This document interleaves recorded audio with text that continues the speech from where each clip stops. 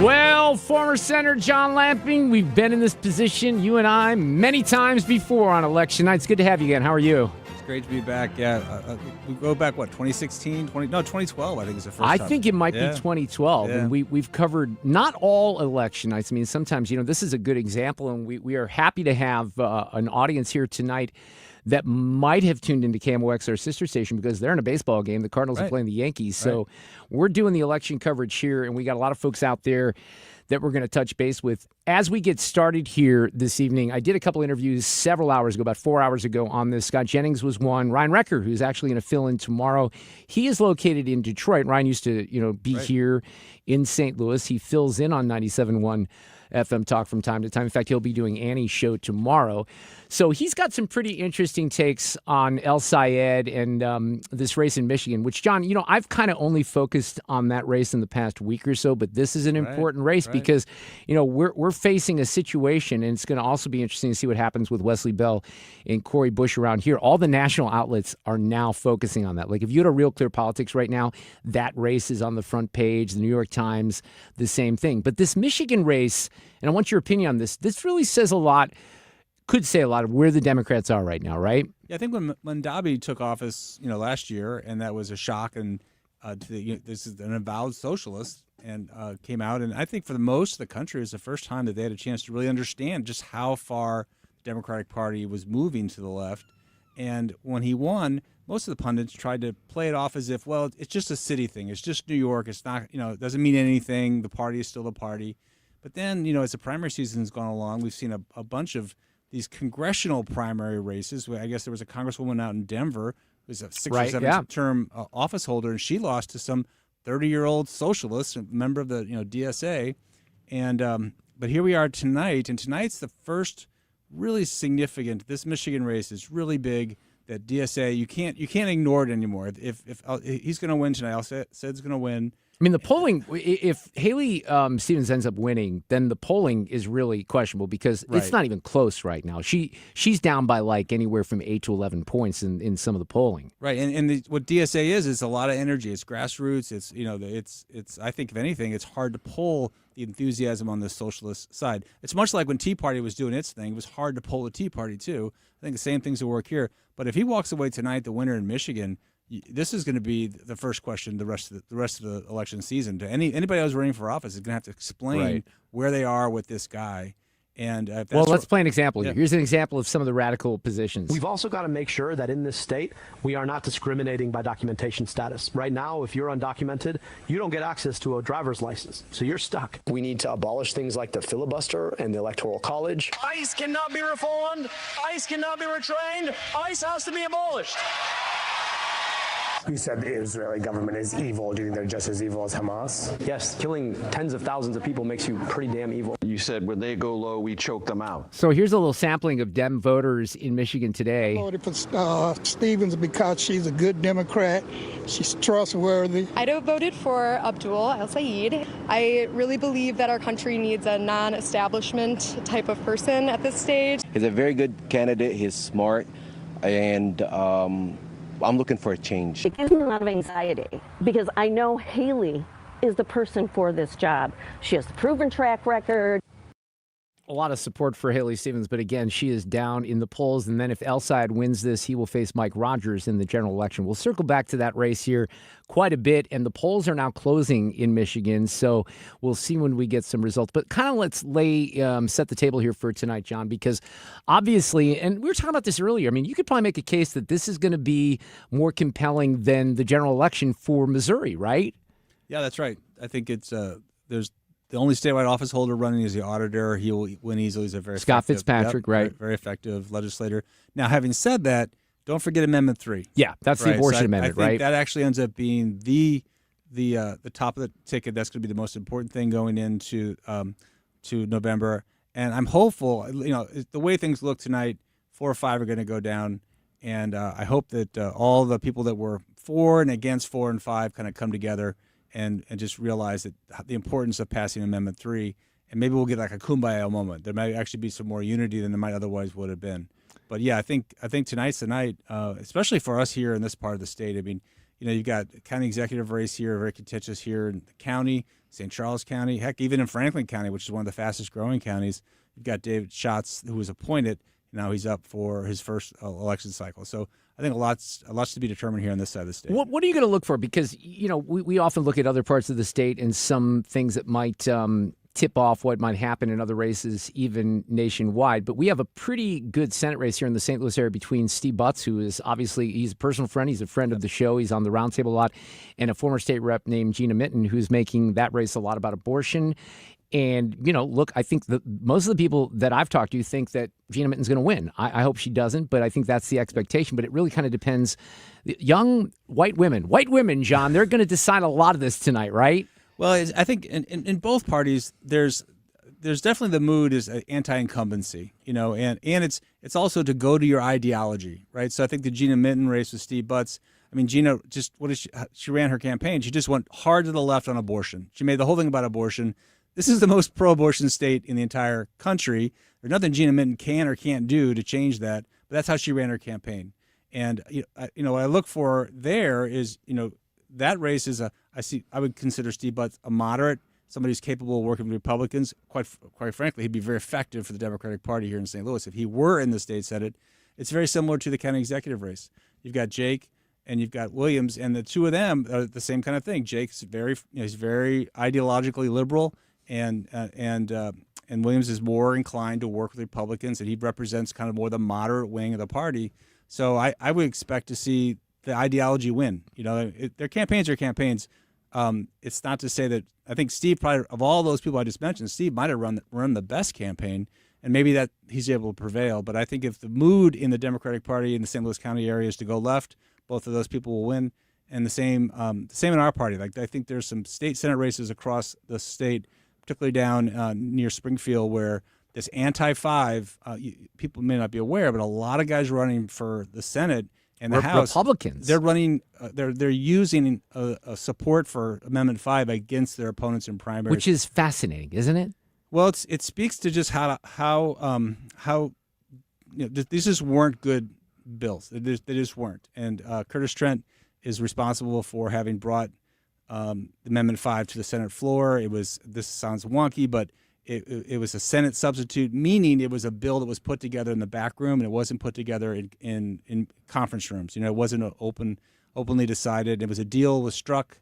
He was part of that deal, and now that's failing so poorly, it's easy for his opponent to attack him on the fact that he was the person who brought that bill to Missouri. We talked about St. Louis County Executive. That's a big race between Jake Zimmerman and Senator Brian Williams, but also St. Charles County Executive. This might be the big one for around here. Steve Ellman, the incumbent, who was not going to run. He was out, right? Mike Elam was going to run, who is a St. Charles County councilman. He's also someone who fills in here and has been on the radio on 97.1 FM Talk. Bill Eigel, who is a former state senator, ran for governor, has name recognition. He's a fighter. He likes to be anti-establishment. There's a lot of folks rooting for Bill.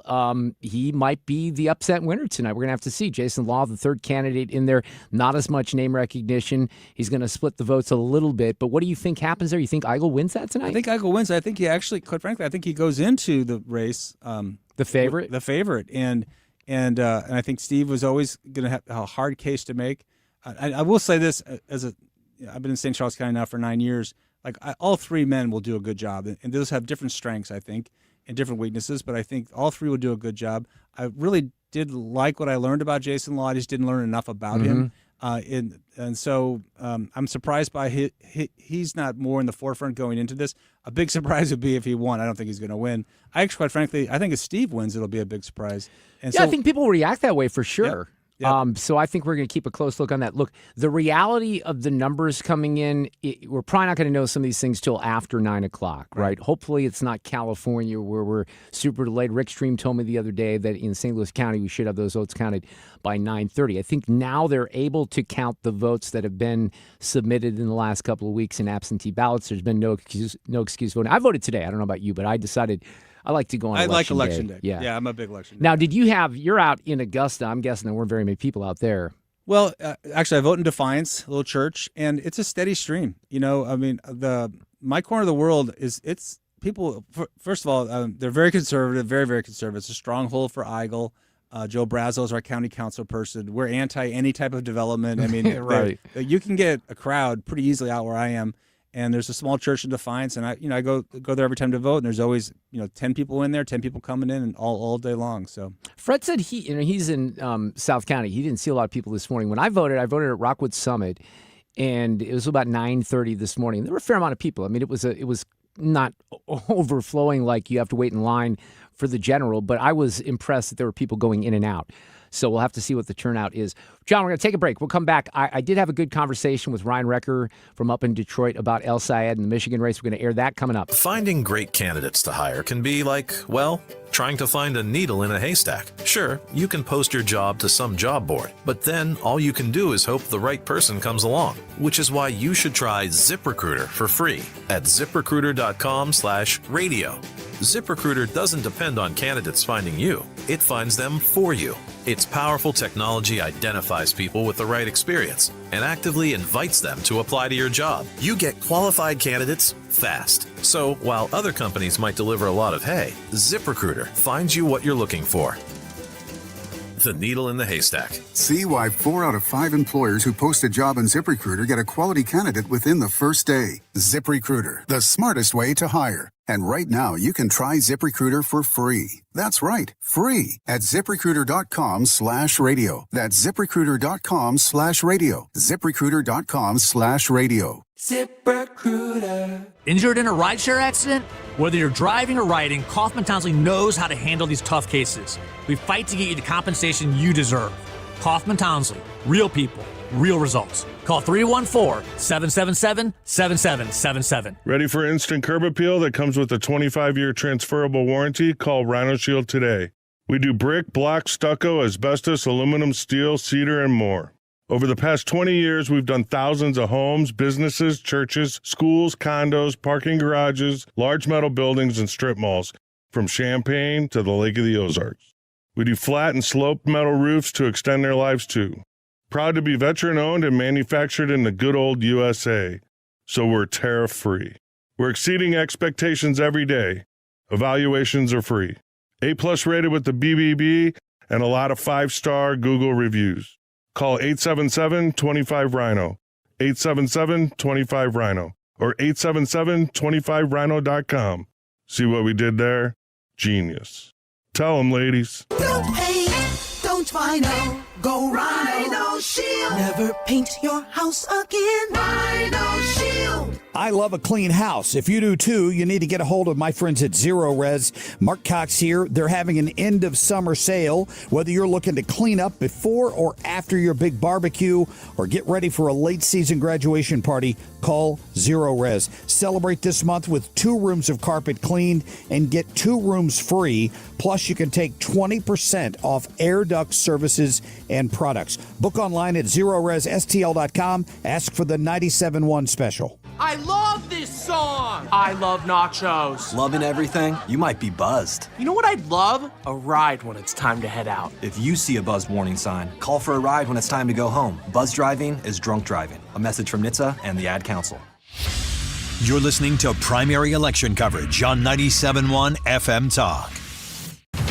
Okay, so it's Mark Reardon and John Lamping getting you through the next couple hours as the results will start to come in. The polls have closed in Michigan. They've closed here in Missouri as well. As soon as we start to get results, we will get them to you. But I spoke with Ryan Recker, who was in St. Louis for a long time on KMOX and here on 97.1 FM Talk. He's in Detroit now, and I asked him about the El Sayed race and what might happen up there tonight. Here's the thing that I really started to ponder is there's a certain amount of love affair people have for this democratic socialism. And El Sayed is someone that is very much like that, except he tries to keep it somewhat contained and on the down low.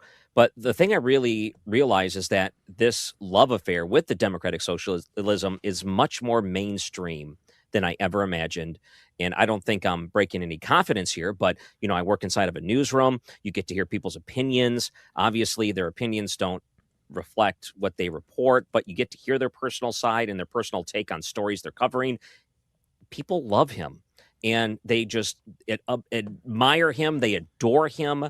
We had all the different candidates come into our radio station throughout the course of this election, I've met Al Sayed, I've met Haley Stevens, and, we sit them at a table and we let them talk and we ask them questions and we get to know them as a way of an informal way to try to, meet the people that are running for office. And we might have had, let's say, 5 people that sat in on Haley Stevens, but the entire table of the conference room was filled for Abdul El Sayed. The people there wanted to hear what he had to say. He's very charismatic. He gets the right words out, but he's also very calculated in the things he says. And when certain politicians, when you ask them what you think you're having as a candid conversation with them, and then you're, okay, let's go and we'll interview, and you ask them a question and they say verbatim, word for word, what they just told you, you can tell they're very good at tricking people to make it feel like it's conversational, but really they have trained themselves very hard to make sure they're saying the right things. And when you have someone like El Sayed, who is very, very left-leaning, wants to defund the police, has issues with Israel and, abolish ICE and indigenous reparations and, all this stuff. Yeah.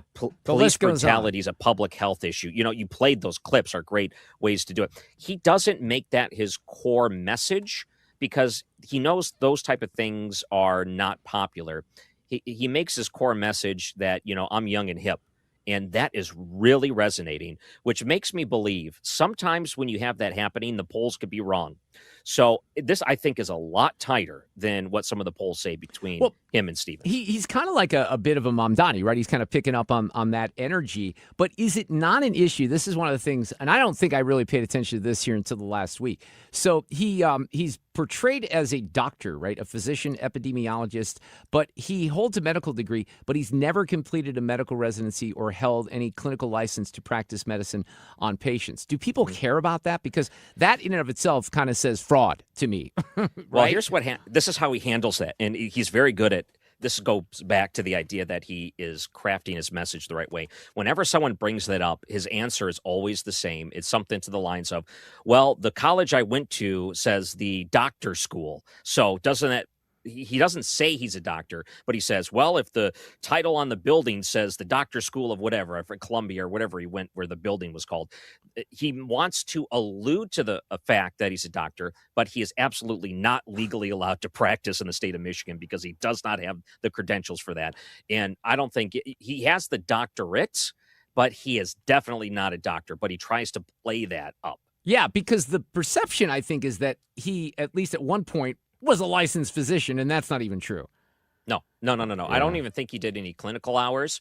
He basically finished the class work, but all the other things that you need to become a doctor, the clinical side of it, and actually meeting with patients and learning that side, I don't think he did any of that. Interesting. So, yeah, you might have a doctorate, kind of like Dr. Jill Biden, yes, but you wouldn't actually go in and have her do a physical. No, that's what I kind of compared it to earlier. Ryan Recker is here. He's up at WWJ Radio in Detroit. All right, let's for a moment say that Haley Stevens is able to pull this out. Tell me about Haley Stevens, and then is the race, because the polling, Ryan, that I've seen, and this obviously it's early, but if you put Mike Rogers, the Republican, against either of these candidates, it's very, very close. But if she wins, does she, in theory, have a better chance, you think, or is this thing all bets are off? I think that it could be very, very close again with them. The thing with Haley Stevens is that, the big ploy for her is you will never meet her without her mentioning that she worked for President Obama. Like she was, when the auto industry was on the ropes, I was there with President Obama working to bring it back. So she says that even though I wouldn't really make it look like she was a big influence on that, but she definitely puts herself and hitches on the establishment.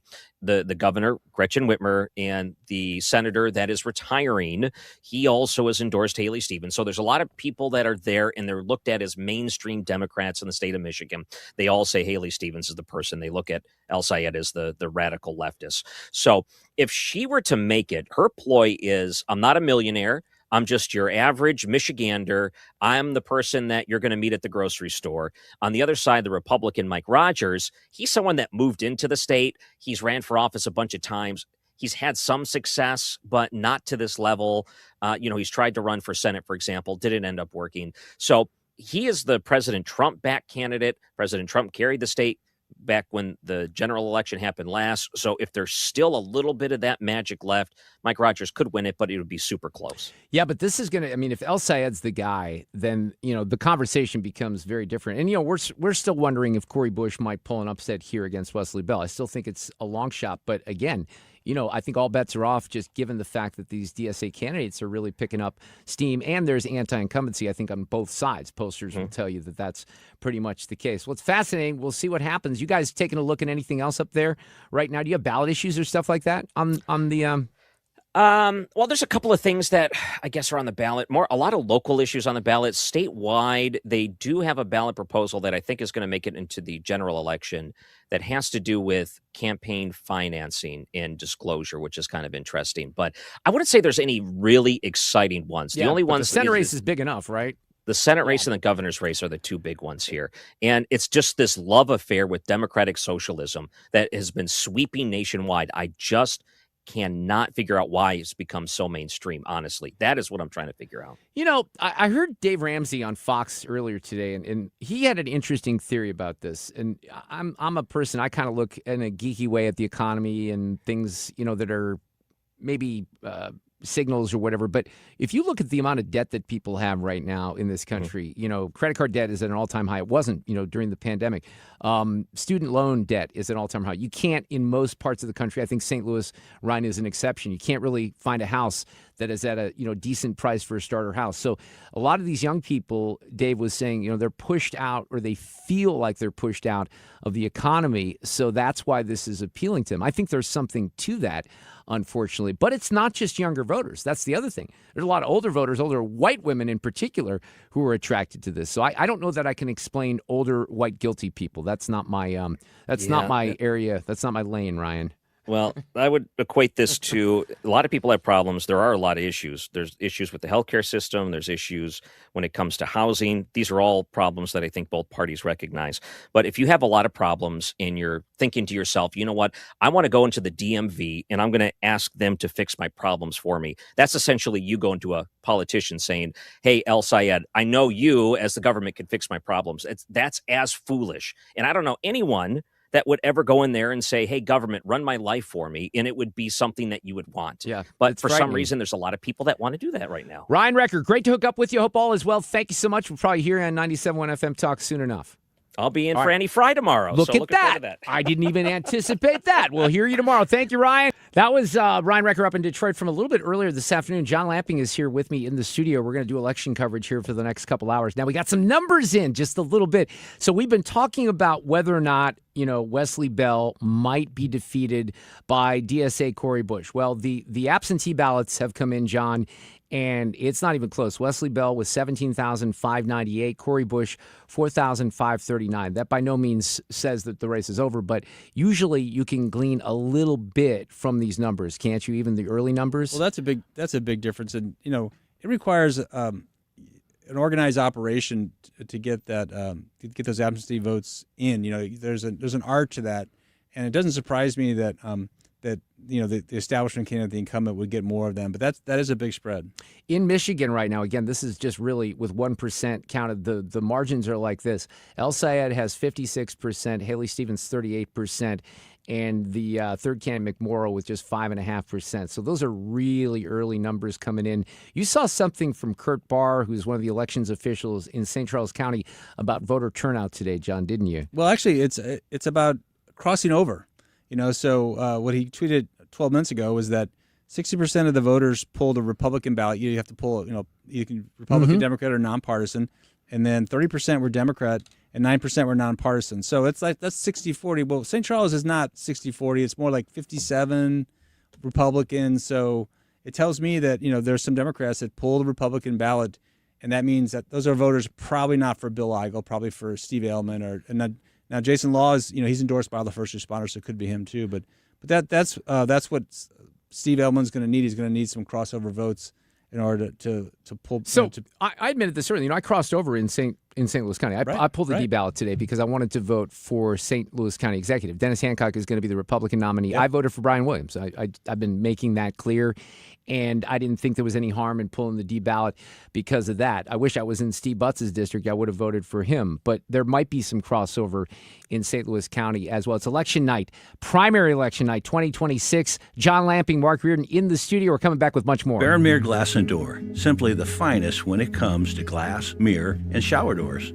Why? That's easy. Our sales staff and installation team consist of decades and decades of knowledge, consistently keeping updated on all of the industry's newest and greatest ideas, which of course means you get the best advice along with the best installation. One trip to Chesterfield Valley will show you why our prices aren't the only reason to buy from us. That's Baron Mirror Glass and Door. You've been listening to the very popular Wellness One for many years, Saturdays and Sundays on 97.1 FM Talk. We're happy to share that we've expanded the show to 4 times a week. Yes, 4 times every weekend. Saturday at 10 a.m., Saturday at 8 p.m., Sunday at 9 a.m., and Sunday at 2 p.m. It's the same great show designed to cut through the nonsense and provide you a common sense, science-based strategy for a healthy life. So join TJ and Aaron for Wellness One.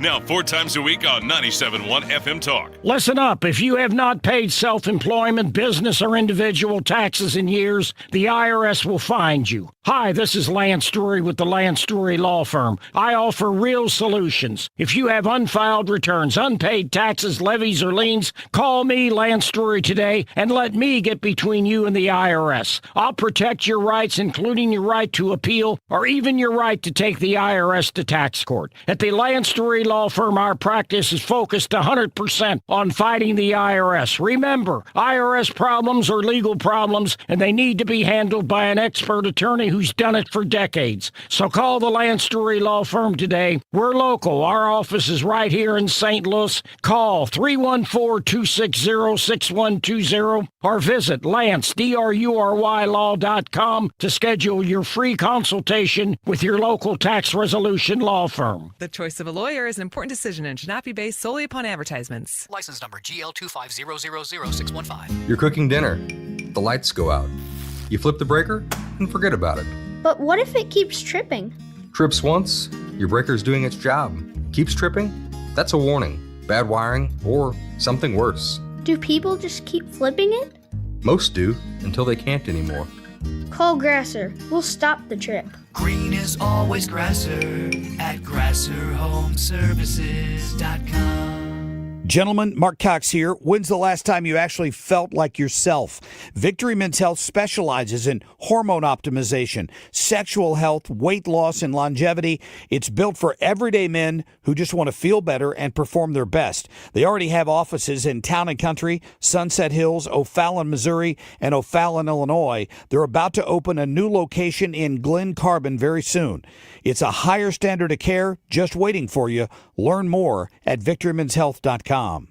Covering key races and issues that matter to you. It's election night on 97.1 FM Talk.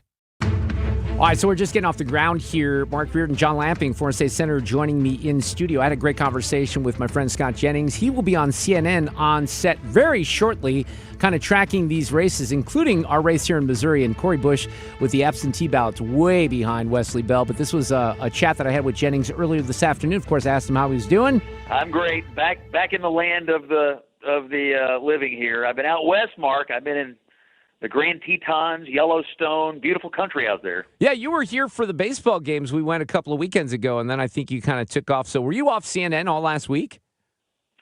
I was, for the most part. I think I did one thing while I was out west. But for the most part, took some time off and saw a couple of national parks I hadn't seen and had a great time. I love that. I haven't done a lot of that out west because my ex-wife did it with my boys, but I really want to do it with Alexa because there's so many things in this country I want to see to kind of check off my list. Okay.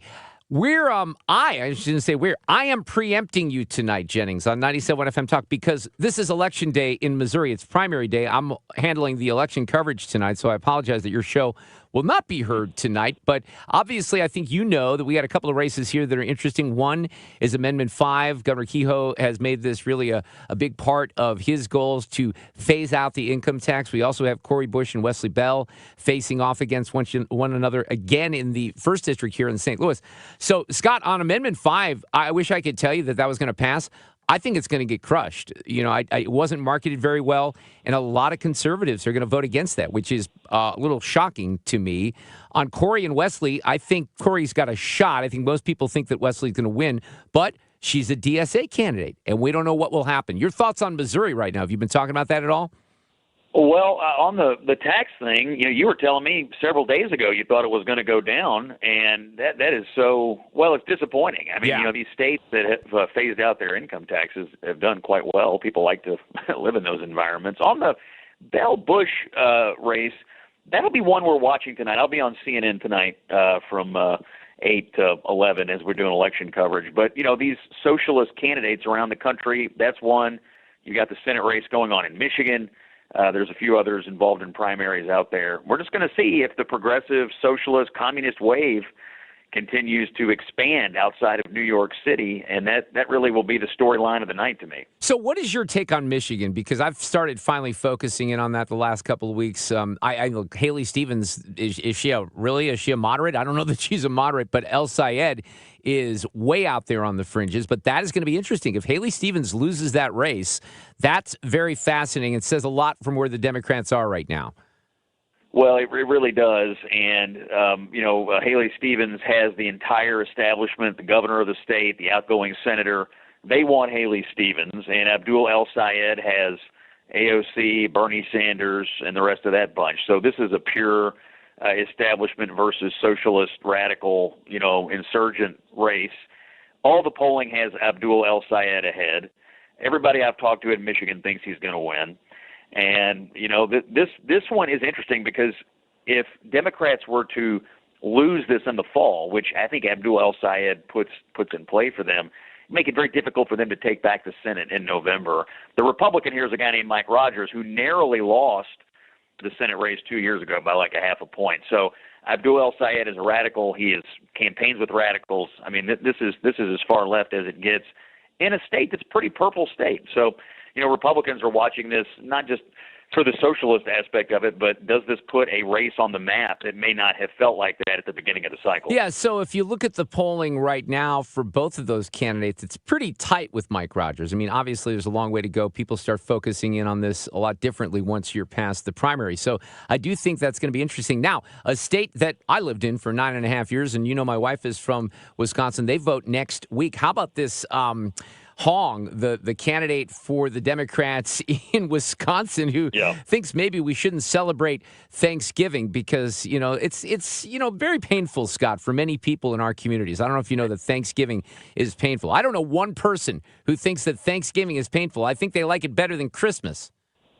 Well, this candidate, by the way, that thing she said about Thanksgiving on CNN, if she were to have said that at the Democratic National Convention, she would have got a standing ovation. I mean, she's not – these lunatic Democrats, I mean, they're into weirdo beliefs like that. I mean, look, at the beginning of all their party events, everywhere in the country, they do land acknowledgments. Land acknowledgments are an extension of that line of thinking that Thanksgiving needs to be canceled. And this Hong has dipped into and expressed every sort of anti-American founding, anti-constitutional thing you can dip into. And that's what they're going with in Wisconsin. Again, in an environment where Democrats historically should have an advantage, you can see in races around the country, Michigan, Wisconsin, there's several House races out there where if they just nominated someone approaching normal, they'd probably win.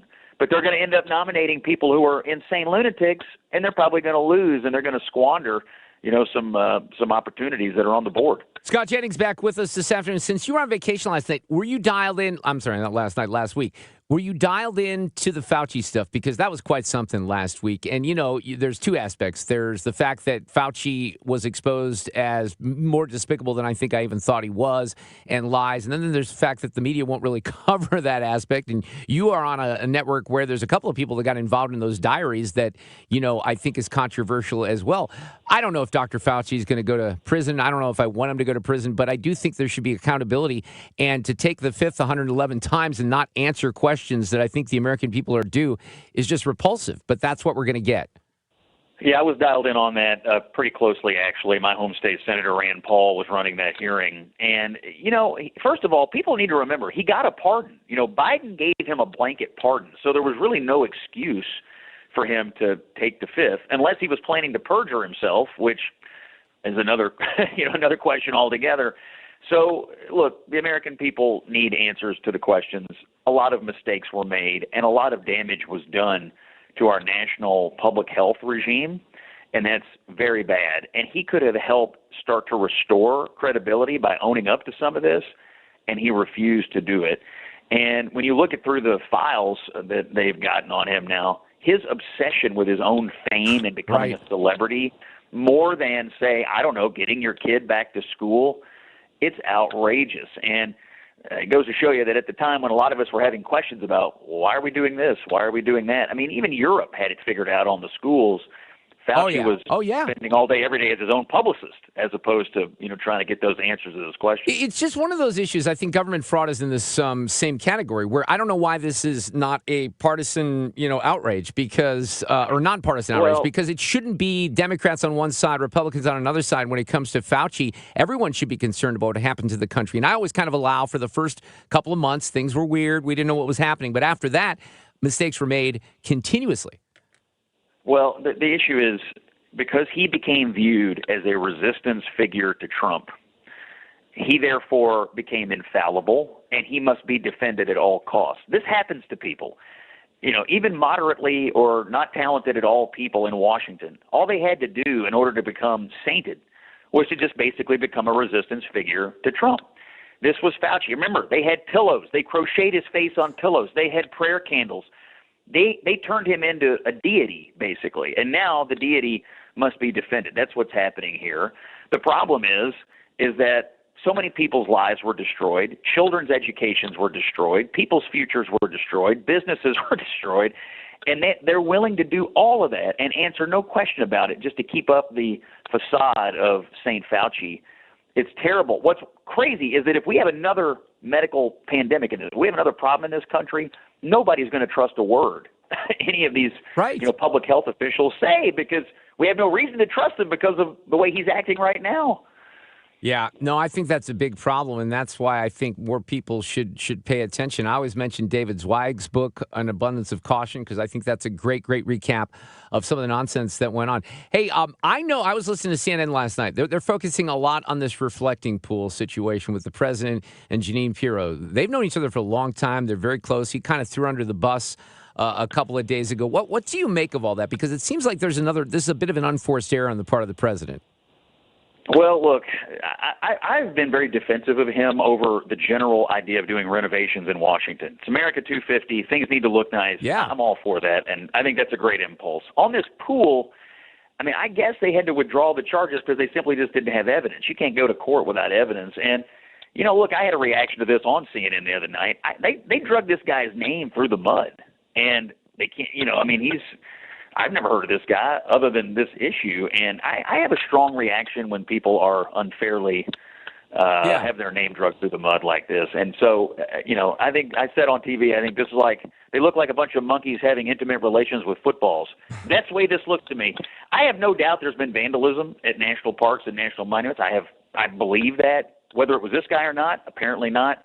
I don't like that this guy got drugged through the mud over this. I just want them to get the pool fixed. The pool is a cool thing. It needs to be fixed, and that's the most important thing. But they really, really ought not drag people's name through the mud if they don't have the goods. By the way, in defense of, I heard some guy last night when I was listening to CNN say, and this was important too, despite this controversy, D.C., and you can vouch for this because you're there, D.C. looks a lot better than it did, 2 years ago. He's really cleaned a lot of stuff up. So the positives outweigh the negatives when it comes to how the nation's capital is looking right now. You go to the front of Union Station, which is the train station. There is like a fountain. I didn't even know it was a fountain. I've been going there for 26 years. I had no idea it was a fountain. This thing is gleaming white. This fountain's coming out. There's a pool of water. This thing was basically like a homeless monument. It was I've been there. Covered in graffiti. Yes, I've Garbage. seen it. Yep. It looks great. There's examples like this all over the city. They beautified the city. And, oh, by the way, they've had a massive reduction in crime. Right. It's a little safer to walk around. They've done basic government services. Make it look good and make it safe. And, of course, Democrats have lost their minds about this because Trump did it. They won't do it. Trump does it, and so now it's been turned into something negative. I think it's been a very great thing for Absolutely. All right, Jennings, my friends in Milwaukee, and I saw a couple of sports radio hosts and even some personal friends I made when I was up there, they think they may have gotten fleeced at the trade deadline by the St. Louis Cardinals. What do you think? It looks like we did okay here. I think we did okay. I'll miss JoJo. He's been a big part of the team for 5 years. I know. But, for the Brewers, look, they need to try to win the World Series. And they've already got some dominant pitching. Now they're going to have more depth. For them, it's like, okay, we're going to try to win it. Let's try to win it. I get why they did it. I tell you this, Bloom, he's done what he said he was going to do, restock the pool. And our reflecting pool looks pretty good right now in the Cardinal system. I think you're right about that. There, you come full circle with all this. Yeah, it's going to be fun to see what happens. And by the way, on Milwaukee, this may be this might have to be their year, despite the Dodgers and everything else. By the way, did you see the sea of home runs last night by Burleson and everyone else? Oh, yeah. Oh, my gosh. Oh, yeah. And that short porch in New York versus what he has to face in Busch Stadium. We were texting about this the other day. Yes. How many home runs would this guy have if he played in a different park? But I'm glad we have him, and I was glad he got to hit a few dingers in a short porch. All right, Scott. I was too. All right. Hey, appreciate the time. We'll see what happens tonight with all the results as they come in. We'll keep you posted from Missouri, but thanks a lot. We'll catch you on CNN tonight. Happy Election Day. See you, Mark. Usually you would hear Mr. Jennings on our air at 8 o'clock for his show, but we're not going to have that because John and I are here. John Lamping in the studio with me. We're looking at some early numbers. I mean, if you're looking at the Michigan numbers right now, El Sayed has a pretty big margin over Haley Stevens with the absentee. So does Wesley Bell over Corey Bush. Those are just absentee votes, John. But sometimes you can read into those votes and you can see what might happen. Right now, there's no statewide results available for the ballot issues. So we're just kind of in a period right now where we're kind of waiting for things to get counted. And because there are, I think, limited amount of candidates and ballot issues, that I don't think it'll take too long tonight. But again, the expectation would probably not be till the 9 o'clock hour when we get some final results. We're going to take a break. We're going to come back. We have Senator Schmidt on Fox earlier today talking about some of the amendments. We'll track the results, the early results. The polls have closed in Missouri and in Michigan. We're back with election night coverage, primary night 2026 on 97.1 FM Talk. Mark Cox here. Join me for breakfast Friday, September 11th from 5 to 9 a.m. at Chicken Ellie's in Eureka. We're raising funds for Focus Marines Foundation. Proceeds go straight to supporting our veterans. Learn more at 971talk.com/events. If you hate to paint, do what your neighbor Mr. Rob Miller from Harvesttown Auto Body in St. Peters did. He called Rhino Shield. Rob, what was the thought process for going with Rhino Shield as a business owner? My family's business is over 10,000 square feet, and it did not have the curb appeal I wanted. Rob, tell everyone how the experience was with Rhino Shield from start to finish. The process that I liked was when you came out, you gave me all of these options that would fit my building. Our building was really faded. I don't want to have to paint my building again. 25 years is a long time to not have to worry about the outside maintenance of your building as far as paint. That's a no-brainer. That's why Rhino Shield worked for me. Are your neighbors jealous? I would be if I was them. Thanks, Rob. Now it's time to call 877-25-RHINO. 877-25-RHINO or 877-25rhino.com. Genius. Don't paint, don't Rhino. Go Rhino Shield. Never paint your house again. Rhino Shield. I want to talk to you about Greg Hammonds at greghammonds.com. There are 3 good reasons you should talk with Greg. 1, your health insurance premium is too high. Well, Greg saves most people 30 to 60% on their monthly premiums. 2, your deductible is too high. Well, with most of Greg's plans, you will have no deductible or out-of-pocket expenses. 3, your doctor doesn't take your plan. Well, you can use Greg's plan at most any doctor or hospital in the country. If you pay for your own health insurance, you're uninsured, you're on COBRA, or your employer coverage is just too expensive. Call Greg, an expert with over 40 years' experience, at 314-794-7784. That's 314-794-7784. Or go to greghammonds.com. That's greghammonds.com. Greg will customize a plan chosen and managed by you, not the government. Because you don't know what you don't know about your health insurance coverage. If you're considering an annuity as part of your retirement plan, we need to talk. Hi, I'm Bob Stockdale, Senior Vice President Investments with the ClearPath Wealth Management Group at Stifel and host of On the Money Saturday mornings at 11 on 97.1 FM Talk. Annuities can be a useful tool for some retirement investors, but not all annuities are created equal. Every week, we meet clients who own complex annuities that don't suit their needs and, in some cases, actively undermine their retirement plan. Before you purchase an annuity, get a second opinion from the ClearPath Wealth Management Group at Stifel. Requesting a consultation is free of charge. To request a free consultation, contact us at clearpathinvesting.com. That's clearpathinvesting.com, or call us at 636-695-2650. That's clearpathinvesting.com or 636-695-2650. Stifel Nicholas and Company Incorporated, member NYSE and SIPC. Retirement can be scary, but only if you're not prepared. That's why AARP created thisispretirement.org. Because unless you've already retired, you're in pretirement, and you still have time to plan. Learn about retirement savings options, potential tax breaks, and how you can build savings over time. Visit thisispretirement.org for free resources to help you customize your action plan and feel the retirement fear disappear. Brought to you by AARP and the Ad Council. Missouri primary election night is on 97.1 FM Talk, St. Louis conservative. Primary election night 2026. Mark Reardon in the studio. John Lamping, former state senator, with us as well. And John, we don't have a lot of results yet. We're just kind of looking at absentee results that have rolled in, including from St. Louis County. Nothing from St. Charles County yet. Anything you see that might be of interest when you're looking at these numbers? Again, very, very early. Yeah, well, I mean, these numbers don't mean a tremendous amount. I mentioned to you that Gina Mitten's absentee ballots were, 70-30 against Steve, but that's just in the county. Steve's a city resident, so I expect to do better in the city. Yeah, it's always frustrating. I really enjoy being on these election nights. That first hour, we're just waiting around. Well, that's the problem. It's hard to you don't want to read into these things. So much of these races are determined away from the first votes that come in. But I do have to say, I think the state Senate race out in Springfield, the Senate District 20, they're really good about getting their stuff in early. I expect we'll get a good dump at the top of the hour out of Springfield, and that's that one with Curtis Trent, who's the establishment guy that brought the Fifth Amendment to the floor in Missouri. So I'll be curious to see what that looks like at 8 o'clock. So we don't have any of the statewide results on the amendments. Former state senator, but current U.S. Senator Eric Schmidt was on with Will Cain when I was starting my show, and he talked about Amendment 5. I've seen some national coverage of Amendment 5 recently. The Wall Street Journal had a piece last week, a couple other publications talking about this effort to phase out the income tax. All right, Senator, I want to ask you about something going on in your home state here. It's Missouri voters are heading to the polls to decide whether to eliminate income tax and replace it with a broader sales tax. It's about a $9 billion tax shift. The income tax produces that much to the state annually. So what I'd love to have, look, everybody loves no income tax. I live in a no income tax state in Texas, but I'd love for you to address two of the biggest concerns. One, if you shift from income tax to sales tax, does that not put an increased burden on people of a lower socioeconomic profile, that it is a regressive tax?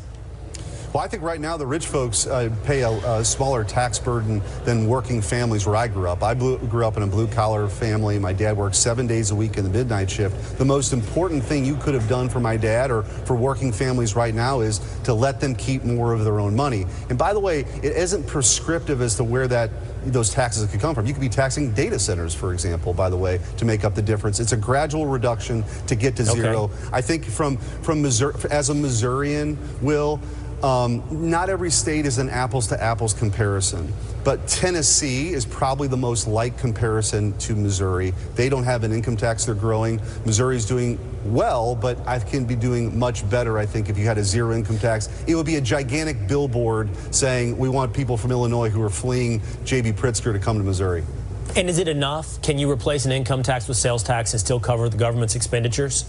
You could, but by the way, we shouldn't exclude the conversation of maybe government's actually spending a little bit too much money right now, right? I mean, I think the idea that Missouri budget has grown in recent years, and I think that this could go a long way in making the legislature, which would have to come in and make these decisions next year, to actually have a full review of the tax code, which isn't happened because we're still stuck with the same tax code we've had for 100 years in Missouri. Yeah, Senator Schmidt on with Will Kane on Fox earlier. John Lapping, any reaction to that? I mean, look, we expect that Amendment 5 is probably not going to pass. I mentioned earlier on my show, I had dinner with Rex Singfield last night. Right. We know each other pretty well. We go out to dinner with Jeff Rainford and some other folks 4 or 5 times a year. I learn a little in those, dinner meetings, and we were talking about Amendment 5. I think Rex, who's put money into this effort, he's been very vocal over the years about getting rid of the income tax and the 1% tax here in the city of St. Louis as well, which is just ridiculous. So, my comment to Rex last night was like, hey, what the hell's going to happen when this fails? And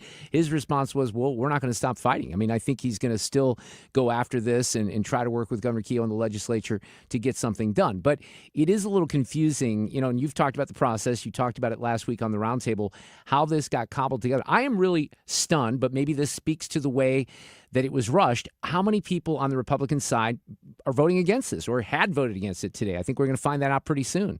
Yeah, look, this is Senator Schmidt was correct in that this can transform your economy, and I think that Tennessee is a perfect example of what we could ultimately be. Now, having said that, Tennessee, they got rid of their income tax in 1959, so it's a very, very different world. At the time they got rid of their income tax, their economy was about 80% the size of Missouri's economy. It's now about 20% bigger than our economy. So that long-term effect is there. But my point is to say that 1959, it was a lot simpler sales tax code. Think about all the sales taxes that have gone on. Like the way when I go shopping today in St. Louis County, I expect I'm going to pay 10% sales tax. Only 4 that goes to the state. Right. Those other 6 have been tacked on over my lifetime. But it could be higher than that because you have special business district taxes, et cetera. Well, that's how it goes from 4 at the state to 10 in total. But it could be up to it actually is up to about 11 or 12 in some Brentwood, spots, depending on where you are. Right. So my point is that those things all came on top of the state sales tax over the last 20 or 30 years. Yes. And so this idea of implementing, like replacing the income tax with a higher sales tax or just taxing more things, or the whole idea of taxing services, that's a possibility too. Now, I think Senator Schmidt also alluded to the idea that this has to be a tax cut too, and I think that might be one of the key flaws in the thing we're voting on today, is that it's revenue neutral. So I know Governor Keogh was afraid of how are the government's going to fail. We're not going to be able to pay our bills because we're cutting too many taxes. Well, that's fine that Mike didn't. He would say, "Oh, don't worry, it'll be revenue neutral." Well, you know what? A lot of conservatives that aren't supporting it may have been more inclined to support it if it was not revenue neutral, but an actual significant tax. Look, I think to a lot of people it is a significant tax cut, and I don't know that people are doing the math. But if you look at your paycheck and you look how much money is being confiscated by the state, and then we've kind of used this example too. Let's say that at the end of the year you have to write the state a check for that number. No one's going to write that check. No one's going to want to write that check because it's a higher number. So the opponents of 5 have been able to convince people that they're absolutely going to pay higher taxes on everything, which is not true. But they've been able to convince people of that. And because of that fear and because of the, I guess I would say, the unwillingness to look at this as a tax cut, that's probably why it's going to fail. Look, calling it a tax increase somehow has worked. Yep. Right? Yep. No, there's other things. As the night goes on, I'd like to talk more about this with you too, because there's another aspect of this is that there are a lot of very, very powerful groups that have tax credits and have carve-outs. And if you get rid of the income tax, then those things don't, they lose value. So they were very, I'm sure they were behind the scenes, and that's why it's so very difficult to get this done, is because there's a lot of people who have interest in the system as it exists today. Well, and that, if it would pass, then that's the big night for the lobbyists, right? The lobbyists are going to go crazy. They're the big winners, because then you start to get to the, particulars of what is going to be carved out, what's going to be taxed, and that would be a 5-year process is what they're saying. I don't think they know. I mean, Well, it doesn't matter, They've given John. themselves 5 Look, years. Yeah. Like there's a part of me that feels like I'm wasting a lot of breath last week on the roundtable, tonight, because maybe we're wrong. Maybe we'll see these numbers come in a little differently, but I'm not expecting positive things on both Amendment 4 and Amendment 5. All right, we're going to take a break. We're going to come back. We should start to get new numbers. We have absentee numbers at this point. A lot more numbers soon to come in. Election night coverage continues on 97.1 FM Talk. When you're hiring, have you ever felt like you're missing out on meeting truly great candidates for your roles? It seems impossible to find them, but they have to be out there somewhere, right? Well, they're not hard to find when you know where to go, and that place is ZipRecruiter.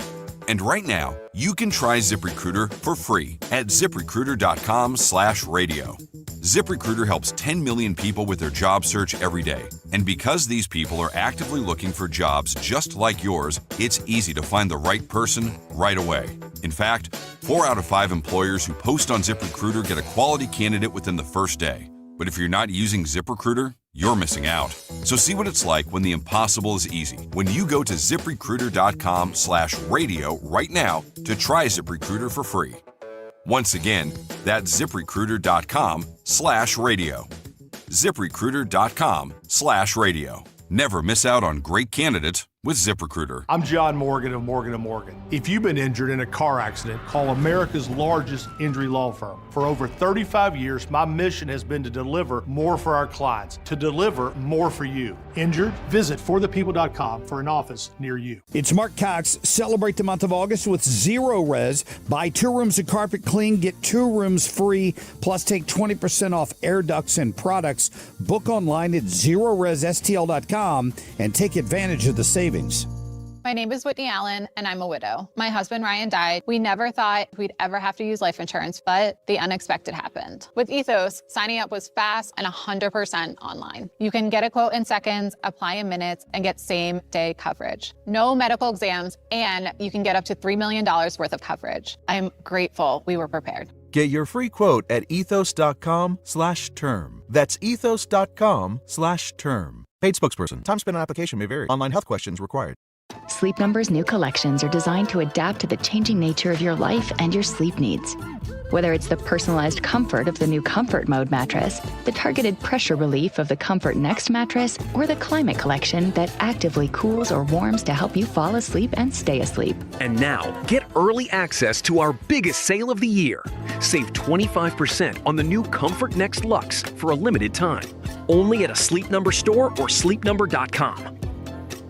According to MasterCard, nearly half of small businesses have been a victim of a cyber attack. As cybercrime escalates, ThrottleNet is calling on businesses to strengthen their security posture by taking a free online IT security audit right from your desk. This 3-minute online assessment provides an immediate score to see security gaps and vulnerabilities in your network. For 26 years, ThrottleNet has supported your business IT everything right here in St. Louis. In fact, no client of ThrottleNet has ever paid a ransom. So visit throttlenet.com/971 to take the free assessment today. KFTK FM Florissant from the Kaufman Townsley St. Louis's Injury Lawyers Studio. Call 314-777-7777. That's 314-777-7777.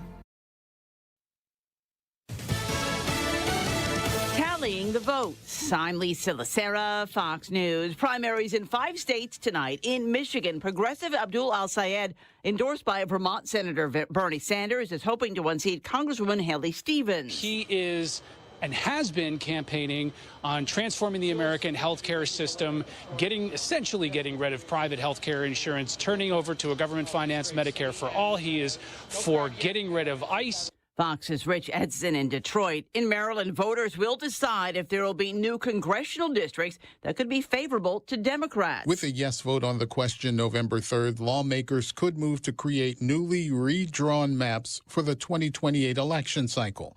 Maryland has 8 House seats. 7 are held by Democrats, the party that controls Maryland's legislature. Both chambers had to have 3/5 support to add the question. While Maryland has been slower than other states in efforts to redistrict, Democratic Governor Wes Moore said in a statement he doesn't want to be caught flat-footed while Republican legislatures add seats. Nationwide, 8 states have changed maps to help Republicans, while 2 give Democrats an edge in districts. Fox's Cornell Scott. In Missouri, the Republican Secretary of State has rejected a petition for a vote on new congressional districts backed by President Trump.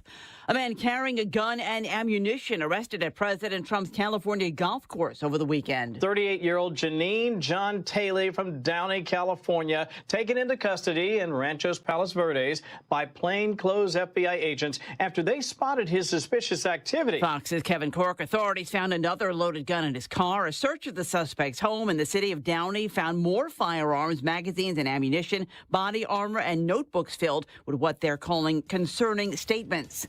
America is listening to Fox News.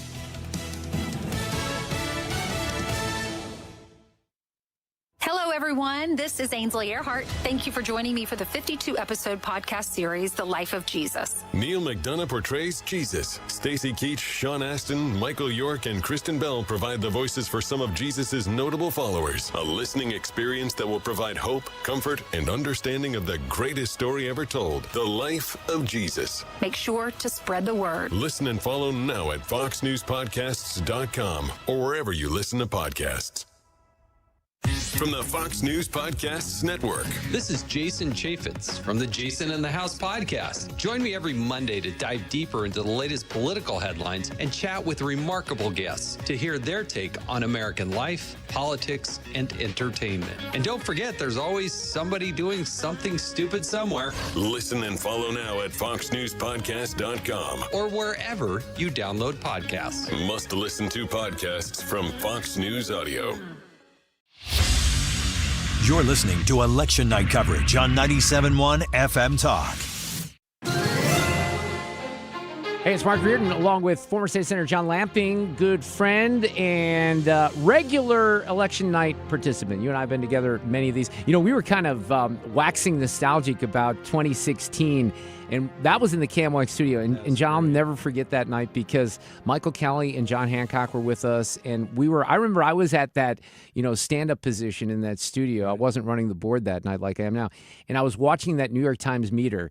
And I saw Mike Kelly's face, too, because he was dialed into what was happening in a lot of these, precincts across the country. And he knew, I think, before a lot of people that, Hillary was not going to win that election. And we kind of have a similar situation with our friend David Barklich, who's on the phone right now, who is very on top of these. He did a great Reardon Roundtable with you, John, about a week and a half ago. David, how are you tonight? I'm good. Were you talking about John Lamping, the former state senator that's nicknamed Landslide Lamping? He's right here with me this afternoon or this evening. I guess David dragged me across the line a long time ago. What was the final margin, David? Like 120 votes or something? It was close, right? Yeah, just about that. But, John, you've always been conservative. You didn't want any more votes than you needed. So, I'm impressed. All right, so what do you see? Look, the conventionalism at this point is that 4 and 5 are going to fail, and I think you're seeing the writing on the wall pretty significantly right now. What can you tell us? So what I do is we do a sampling of swing, a sampling of Republican, a sampling of Democrat-based counties or areas, and that way we can sort of see what the trends is in every direction, and it's pretty consistent. There's no way they're going to recover. The question is just, does it lose by over 70%? I think that may be pushing it, but it will lose both of them over 2-1. Yeah, and that's kind of what, we've all been predicting at this point. What about, we can kind of circle back to the whys and the why nots on that in a second, but what are you seeing? Are you seeing anything from the St. Charles County executive race? Now, you're working with Steve Ellman on that race, right? I am. Okay. So please disclose that. But right now, Steve is over 50% of the vote in a three-way contest, and he is up, but there's so little in. We don't really know that trend because it's hard to say, look, we're in a transition on early voting. Early voting is becoming more and more Republican. But, who those early voters are, typically, people that have jobs and some seniors. We don't have all the demographics on it yet, so it's hard to read too much from early voting, but it is becoming much more a Republican advantage, and you'll see a lot more Republican votes in the general election coming in early when last time it was a lot more Democrat votes. So John pointed out, and I saw this post too, Kurt Barr, one of the elections officials out there, pointed out that there was seemingly a significant amount of Democrats that may have pulled the Republican ballot to vote in that race. Do you think that might be true? I do. So you have to look at, the different areas. For example, your St. Louis City, you're going to have a lot less crossover from Democrat to Republican because they're progressives and they're just not going to cross over. You may have, for Steve Butts, however, some Republican crossover that would help him. But in St. Charles County, I think so. I think that one of the keys in this race is that Bill Eigel was such a powerful, charismatic force in Jeff City, but you're a lot further away from issues. And so it's easy to hit an issue and get a lot of support. When you're in county government, when you're Bill Eigel and you're so strong on issues, the problem is you draw almost as equal people as detractors as you do supporters. So it's a lot different dynamic, and I think Bill struggled some in this campaign. I like Bill. I think that, it's too early to know for sure because there are pockets of the county that are good for each one of them, but I think it's a good sign earlier. But I think Steve navigated that area very well, and candidly, Jason Law may be the spoiler for Bill Eigel, because I would argue that if you weren't for Steve Ellman, you were going to vote for one of the two others. And to that extent, that may be what ends up blocking Bill from winning tonight, if indeed he does not win. David Barklage is with us, political consultant. Let me take you back to 4 and 5. What do you do if you're Governor Kehoe and you wake up tomorrow morning and both these things go down 2-1, if not more? How do you react to that? Well, look, I'm going to tell you this, is that one, the opposition, I don't necessarily believe was towards the administration, towards the legislature. I ran the opposition campaign on 4 and 5, so let's put that out there. We never attacked the governor. We never attacked the legislature. In fact, it was always politicians or special interests. And candidly, I think the fact that the runway was so short on trying to sell this, that, a lot of people just reacted, as most people do on ballot issues. They vote no if they don't fully understand. To that regard, I do not think it is a litmus test on the governor. The governor showed great courage and the legislature in following him and putting this on the ballot. I think you're going to see the realtors come out with a statement very shortly that they want to work in the future with the governor on this and other issues, and that to the extent this was what the Constitution is supposed to do. The Constitution worked. It had an election that the governor and the legislature put before the people. The people have voted, and now the governor and the legislature is going to go back to work and figure out maybe a different approach. And so that way, I think it's positive. I think anybody trying to say that this is a problem for the governor and legislature, they're misreading this election poorly.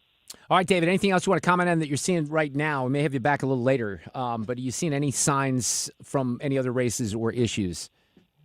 So I'm sort of surprised. I think the biggest takeaway is this. We're seeing all around the country incumbents fall that are seemingly were impossible. In Colorado, you saw the incumbent senator lose the governor's race against an unknown. In Tennessee, which is coming up, Marsha Blackburn, the incumbent senator had a far lead, is in trouble. And so in Missouri, we expect the same thing. I expected probably a sweep of conservative caucus or freedom caucus members or people running for it tonight. But this dynamic of 4 and 5 may have changed the voter model.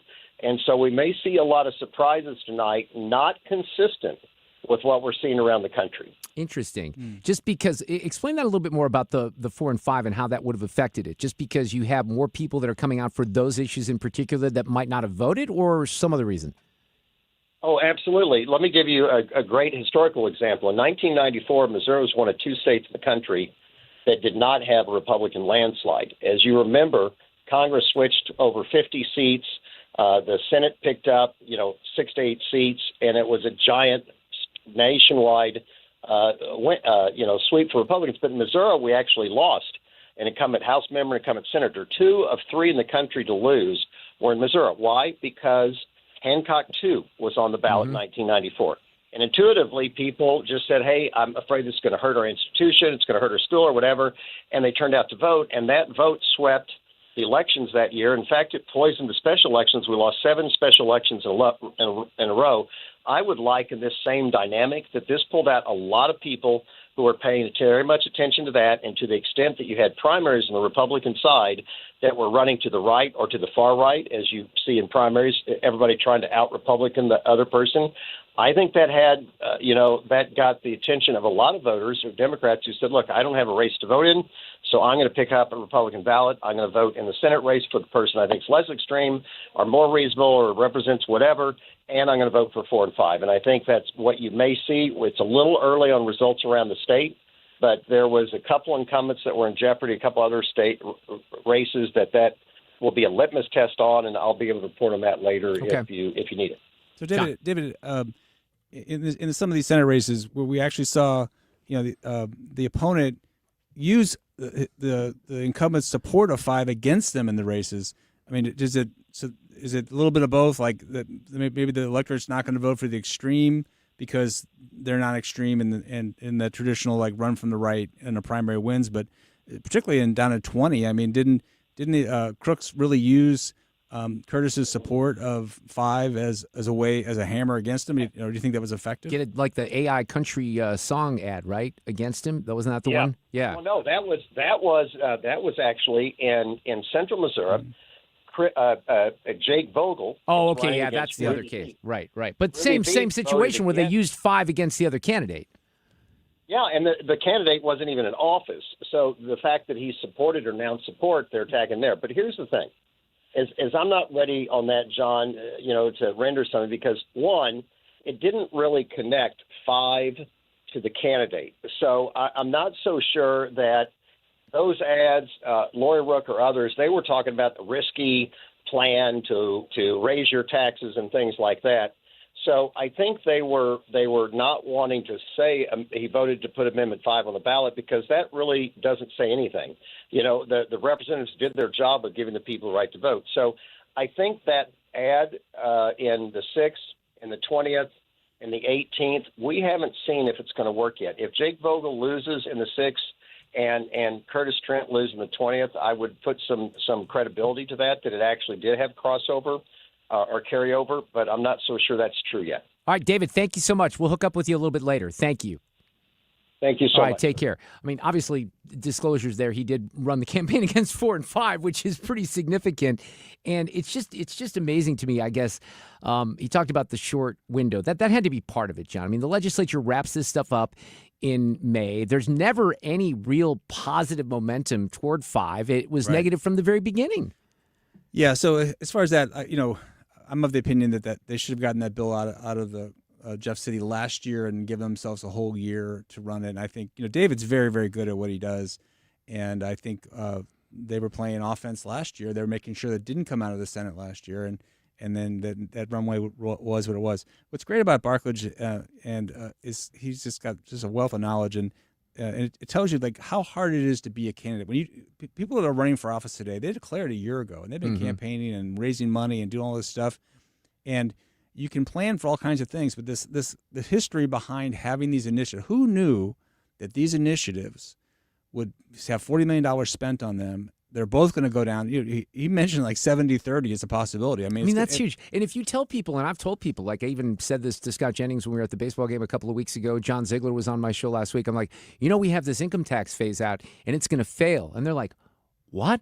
What are you people thinking about? But here it is. But the impact, like the idea is, so you're going to have people voting today around the state only because they're going to vote no on 4 and 5. Mm-hmm. And while they're there, they've got to decide there's other people they can vote for. So if you're one of those other people running for office and you've had this whole scheme and plan and campaign, and that's what makes it a little bit more of a wild card. Oh, and then suddenly this happens. All right, so the numbers are starting to come in. We'll be back with more election night, primary night, 2026. More coverage continues. Mark Reardon, John Lamping in the 97.1 FM Talk studio. Renewal by Andersen is the #1 window and door brand for customer service. Schedule your free inspection today. Call 877-WINDOWS. That's 877-WINDOWS. Or head to rbastl.com. If you've been injured in a trucking accident in St. Louis, you need attorneys who live here and work here. We know the STL and fight for the STL. You need Kaufman Townsley.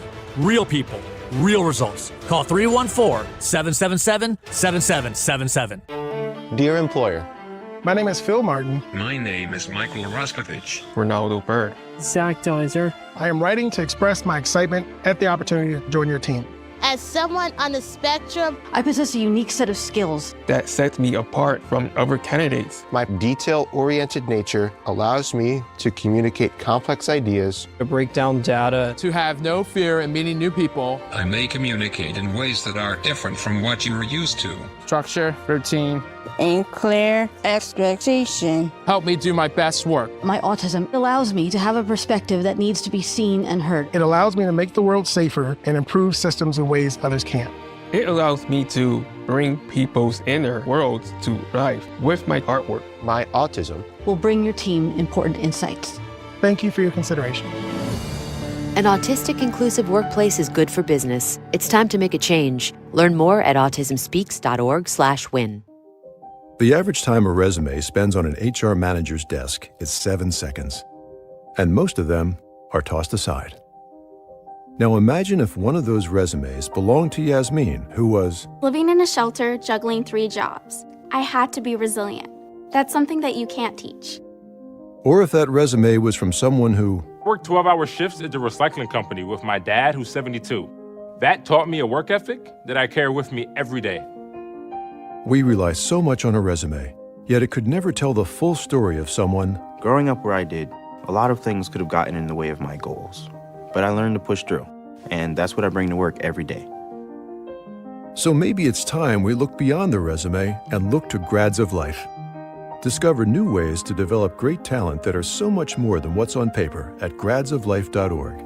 A public service announcement brought to you by Grads of Life and the Ad Council. Hey Max, you look sharp in that purple tie. Ready to harness the world as a guide dog? You bet, Daisy. And your purple service dog vest really pops against your shiny fur. First day on the job for both of us. We've got this, right? You bet. Dogs Inc. trained us well. Ready to make a difference for our humans? Born ready. Discover how extraordinary guide and service dogs change lives at no cost to the recipients. Visit dogsinc.org. You're listening to primary election coverage on 97.1 FM Talk.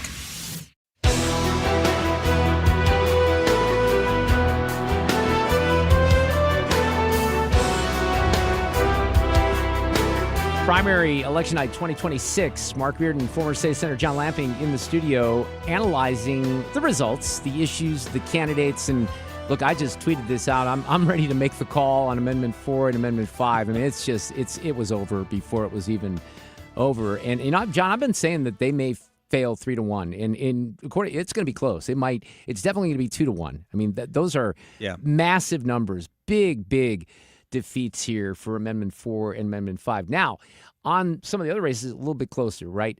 David, who is working with Steve Ellman, thinks that Steve is in a good position right now, a little bit more than 50% of the vote, but that one's going to be tight. The AP has already called Ann Wagner's race, which is not, any shock. She's Republican, barely opposed. I mean, there were names on the ballot, but nobody knows who they are. So she'll move on to the general.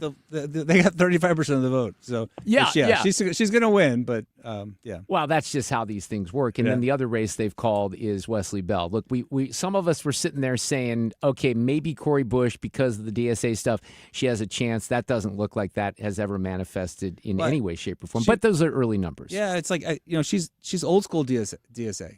I think when you look at all these, including Mamdani, it's to be unknown. Like, to be unknown is a great thing. You're a fresh palate. You got a history, of course, but you can frame it how you want to frame it. The problem that Cori Bush was a great political success story when she won, a hardcore grassroots campaign to win, but then we got to see her in office. And I thought that would be the case, that she would lose that race. I didn't know it would be at 8-15. Well, yeah, and we'll see. I thought it would be a little bit closer too, but that's early numbers. But I think it's pretty safe to say that that's what's going to happen. Now in Michigan right now, I think the polling is kind of bearing out relatively accurately. The lead that El Sayed had over Haley Stevens was anywhere from 8 to 11 points, and he's winning by about 10 points right now, maybe 9. 136,000 votes, 115,000. That's just 17% of the votes counted, but still, you get a good indication of these numbers kind of holding similar in that particular race.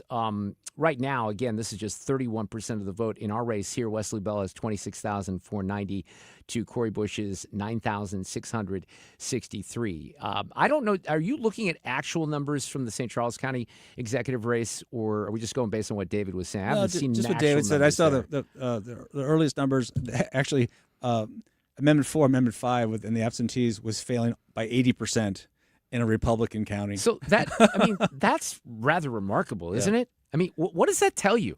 That they just really screwed that issue up? They screwed it up. And I feel bad for 4. 4 is a really important thing, but 4 got lumped in with 5. And everybody was, it was no on 4, no on 5. But all the big anti-money came in on 5.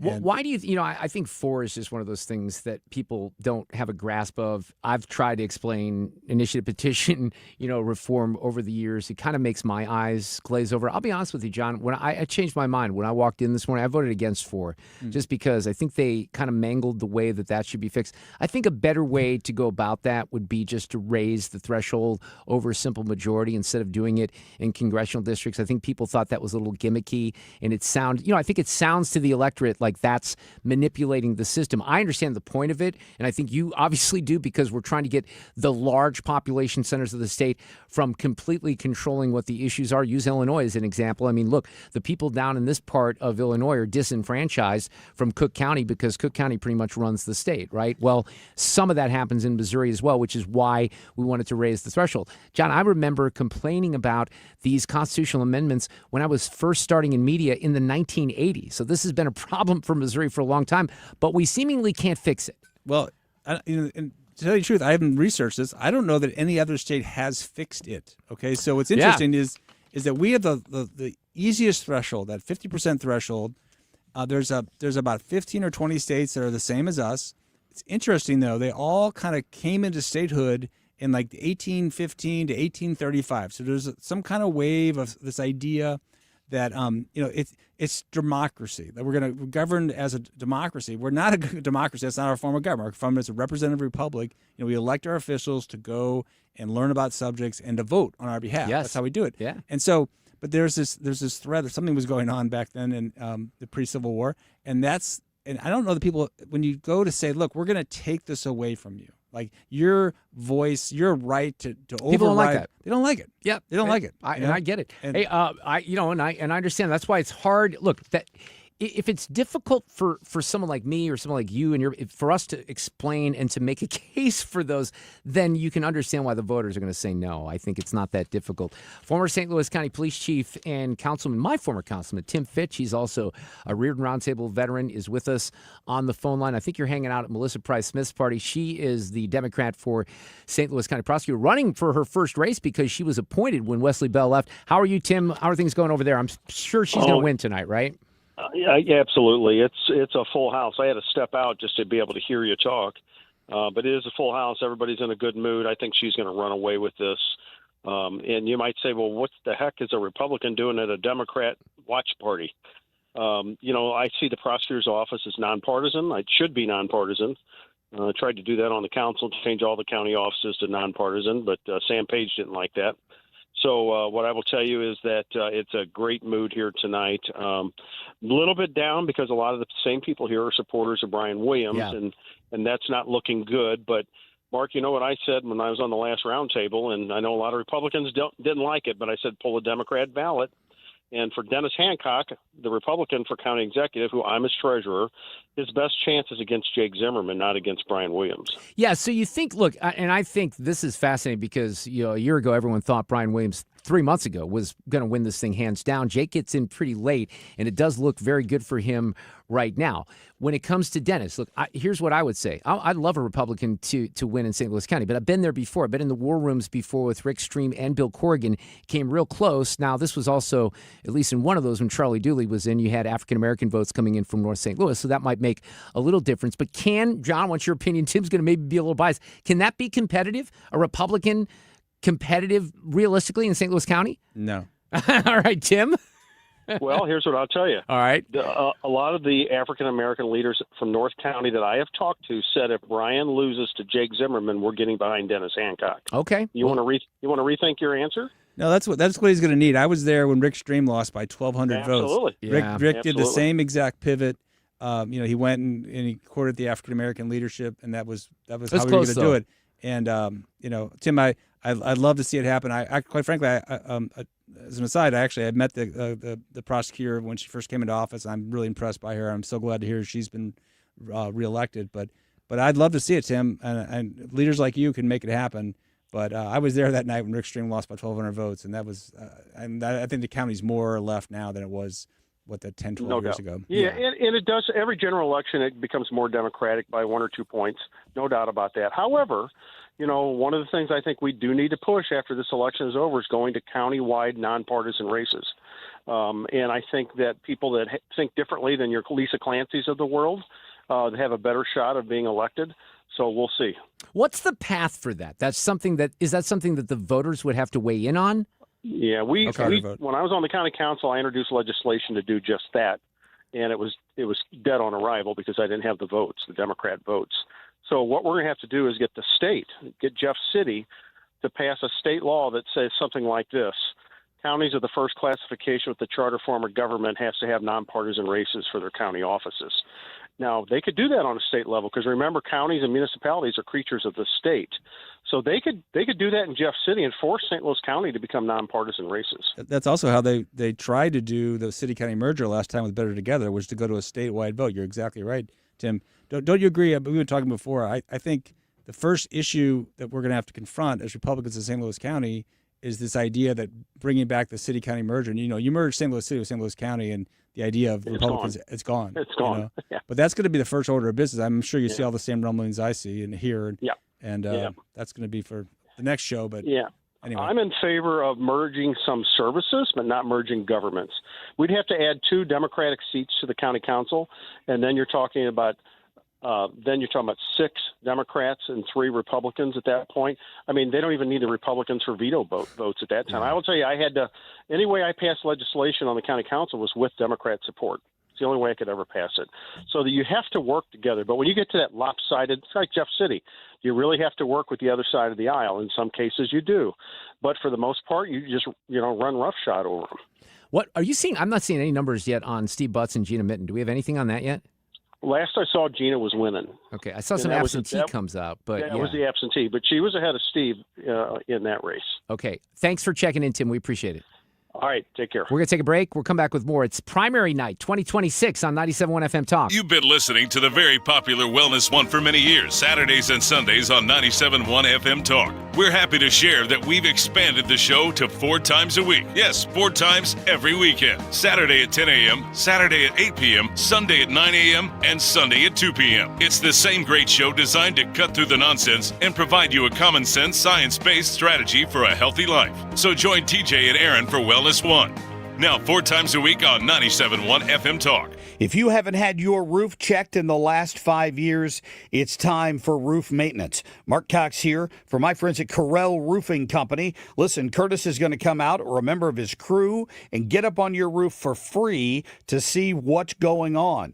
If you've got damage, I can't think of anyone better to work with your insurance adjuster to get that coverage. Recently, Curtis went to bat for one of his customers and got her coverage from 2024 storm damage with 2024 deductibles. He works hard at this and he prides himself, and he took his whole crew to Kansas City recently for additional training working with adjusters to make sure you get what you deserve. Correll Roofing has crews with over 20 years of experience, and it doesn't matter what kind of shingles you need, they've got you covered. 314-222-9529.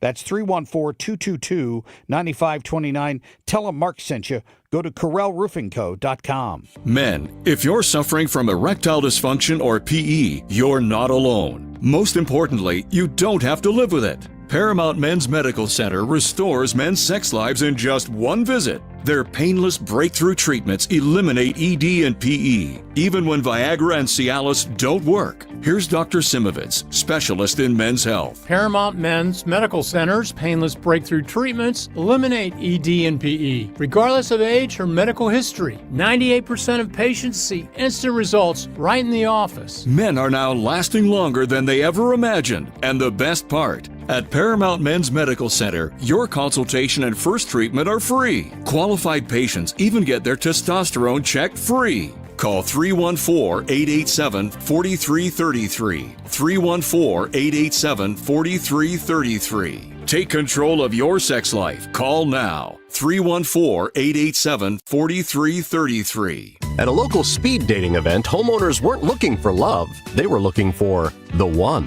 Honey, I got the best news. What, you installed all the ceiling fans? No, I found the one. Oh, I thought I was the one. Yeah, oh, you are, but this one is certified, background check, and everyone was fighting over him. Plus, he can install all the ceiling fans. Okay, who is this guy? A Jerry Kelly technician. For heating, cooling, electrical, or plumbing, find the one for your home. Schedule today at JerryKelly.com.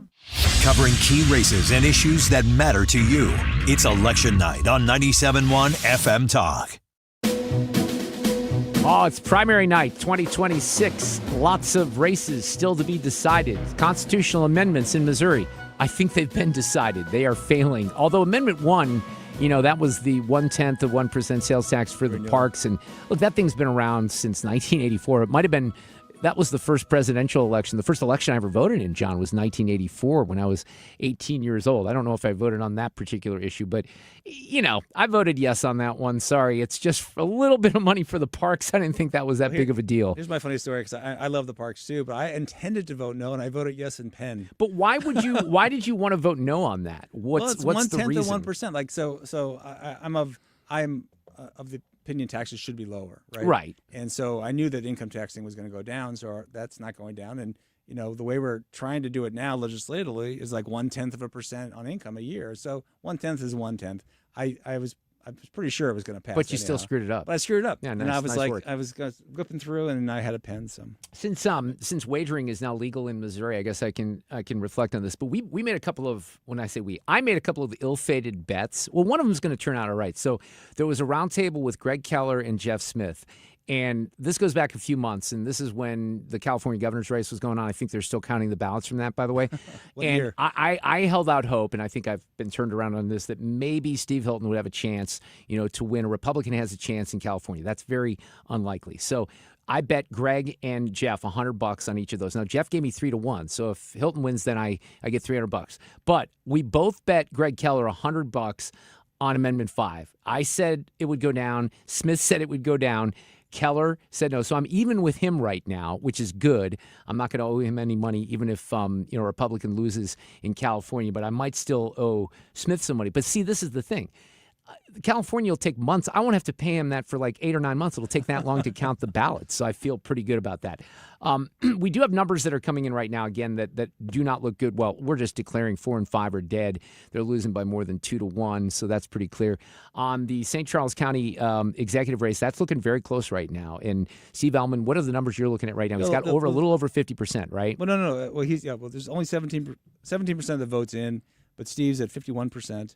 And Eigel's at 29, and Jason Law at 17. So, it's clear that, Jason Law is eating into Eigel for sure. And, Yeah, that was one of the things we talked about earlier. If he plays, he could play the spoiler in that, and maybe that's eventually what happens in that race. Yeah, it's a weird, that race is such a strange race, because, Jason came out last spring, long before Steve Ailman was not going to be the candidate. Mike Elam was going to be, everyone knew he was going to run. We assumed Eigel would run. But Jason Law came out first, came out really strong, and Andrew Bailey endorsed him right away. There's a big national donor that likes to support kind of law enforcement type guys, and I think Jason got an early donation of like $400,000 to his PAC. So you think there's a lot here. And then, but then the whole thing with Steve Ailman getting back in the race kind of messed that up. This will sound narcissistic, and I am narcissistic, but I don't really. Fred, do you remember, was Jason Law's campaign like reaching out to us to try to get on the air for a regular basis? Okay, they were. I might have said, okay, we'll wait on that, because this is a weird, to me, this whole race in St. Louis County has been strange. And I don't know what it's been like in St. Charles County, but just from my perspective, and I said this on the air a couple of times this week, you wouldn't even know there's a county executive race in Fenton. Like, there's no signs up or anything. I only saw one sign for Amendment 4. I never saw any Amendment 5 signs. And if I did, they were no, right? So I don't even know how many people in St. Louis County know that there's a St. Louis County, people who are backing Jake and Brian do.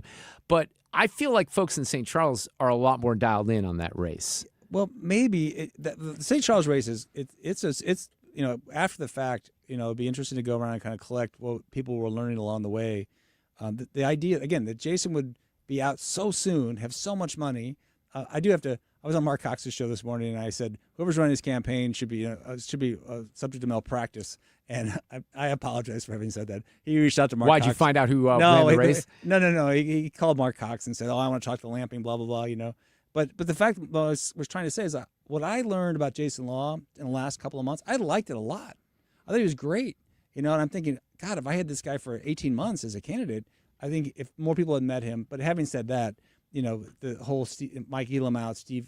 Yeah, because look, for people who don't know the dynamic, Steve's been a long time incumbent. He was not going to run for re-election. Mike Elam was going to step in as a candidate. He was going to run. He's a member of the county council. I think he's up for re-election tonight.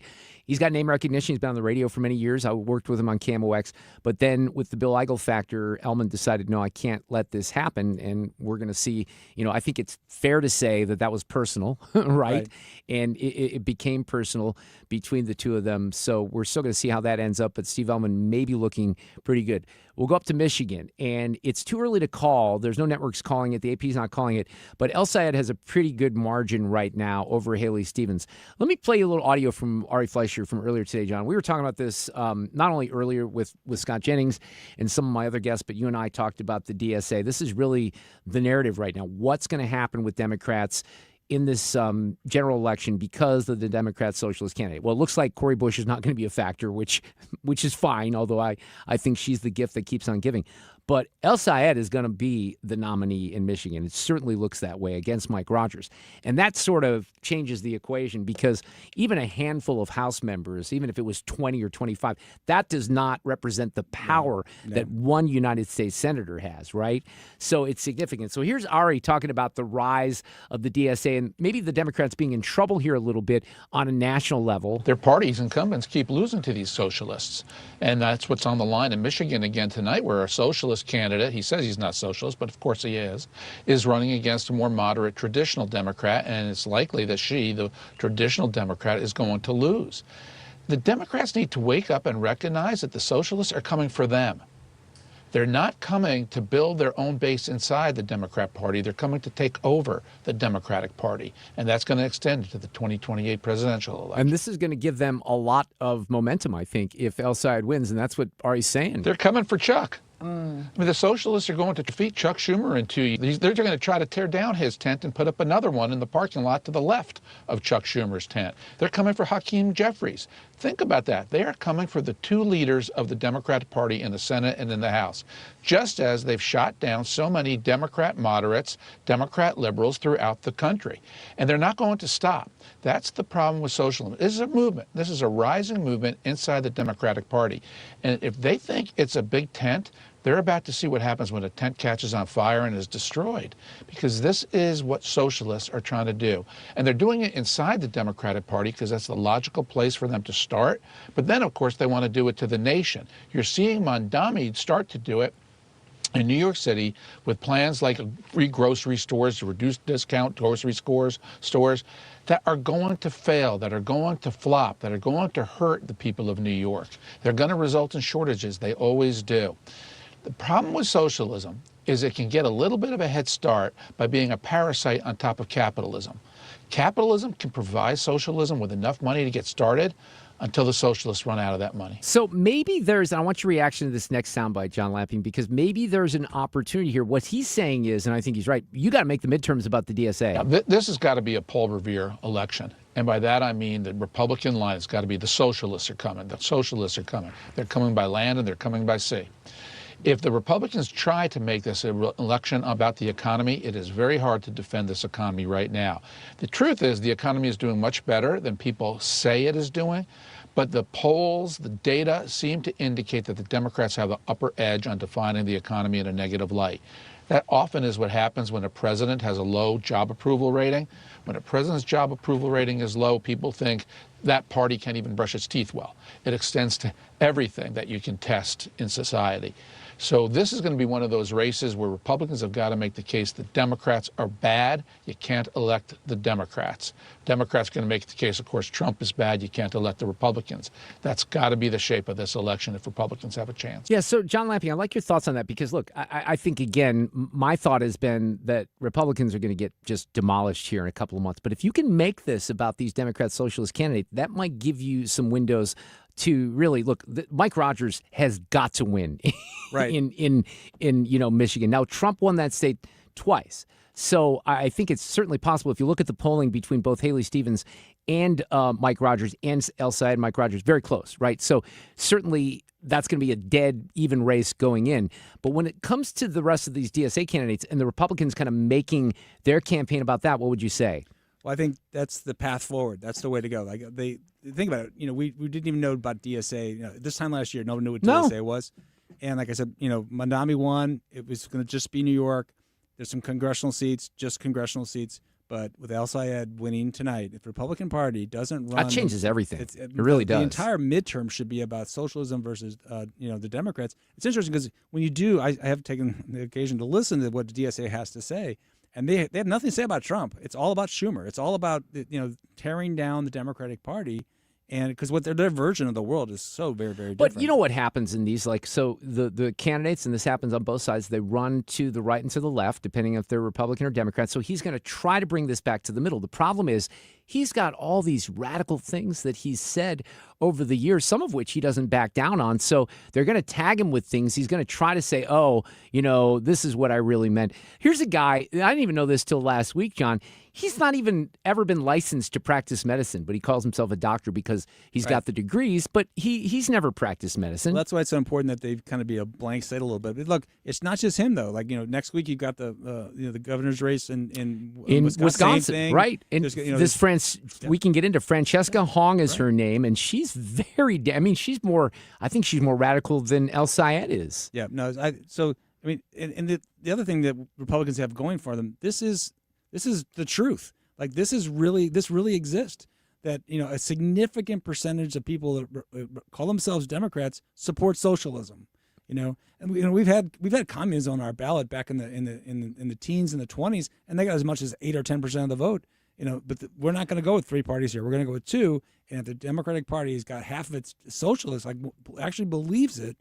You know what's interesting about that? I've always looked. We know, because you're really smart on politics. We've always known, especially in the emergence of BLM, that there was the Marxist roots and stuff like that. But I almost felt like when people would, candidates, talk show hosts, whoever in the past would use that label, that I think a lot of people just interpreted as hyperbolic, right?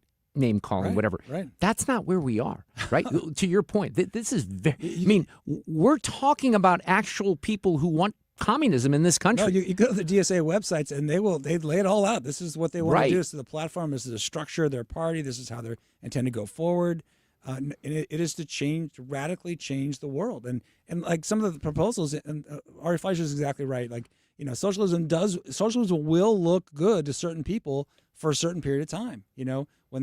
I kidded Jeff Smith. He's taking his daughter to New York next week. I said, "What are you going to go grocery shopping?" Because they will sell groceries 30% lower than the Trader Joe's around the corner, and they'll do that for a number of years, and they'll drive other people out of business. I think I told you this on the last roundtable you were on. I've mentioned it a couple of times, but I'm going into a concert a couple weeks ago at the pageant, and there's a guy that works there just talking with another guy outside, and I just happened to overhear them talking about Amendment 5.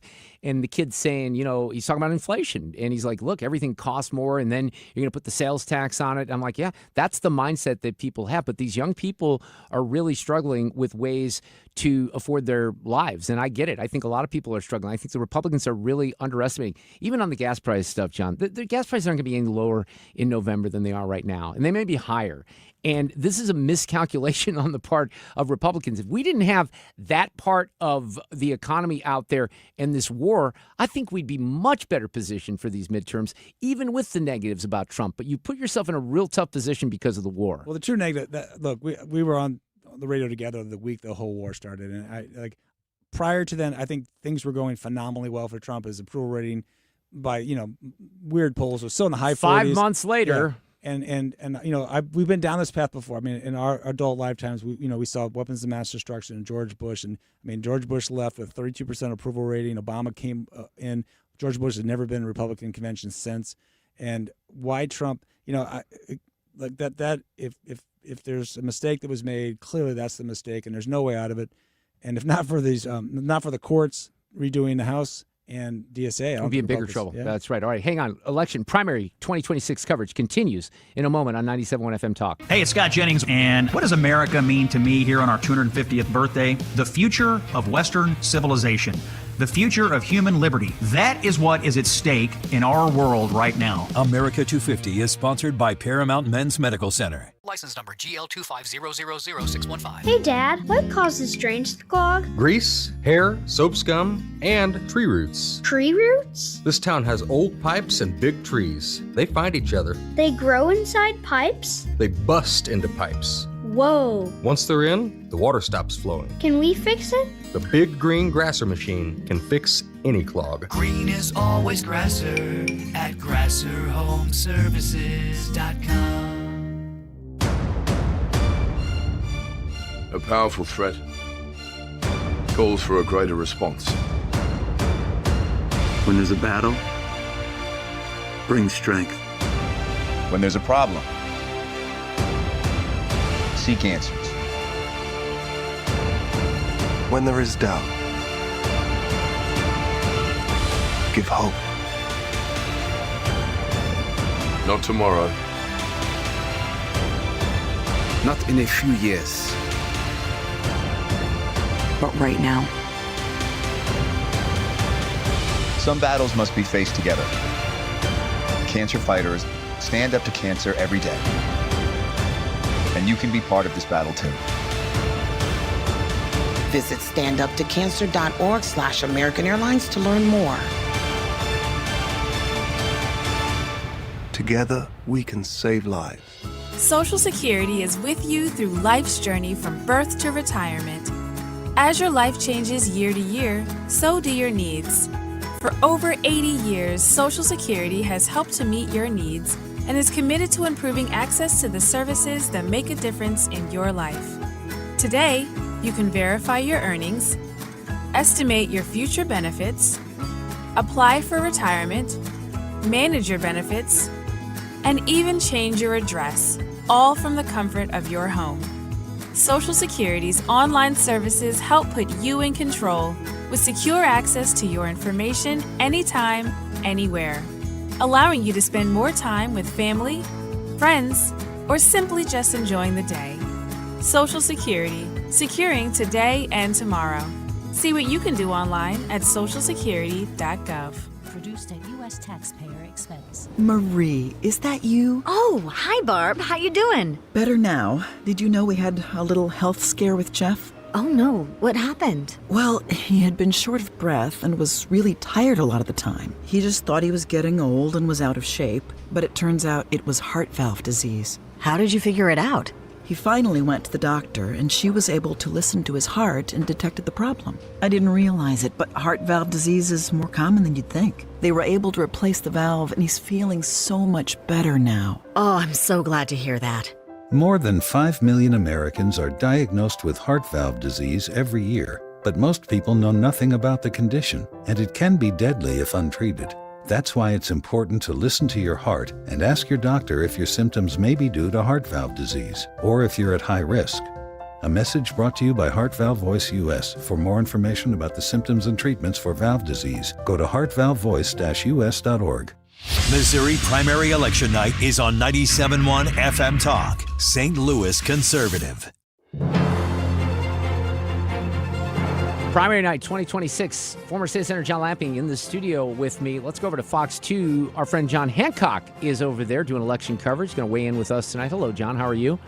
How's it going, gentlemen? It's going pretty well. Early observations, we've kind of called it on 4 and 5. Massive defeat there. Certainly Ann Wagner has won her primary. We're still waiting on St. Charles County. That looks interesting. The Steve Butts, Gina Mitten race, the numbers coming in very slowly. But your early observations here, John Hancock, on primary night. Well, not a whole lot of surprises. I am a little bit surprised at the underperformance of Bill Eigel. You would have thought with two more mainstream candidates in that primary that Eigel would have an advantage with the primary electorate.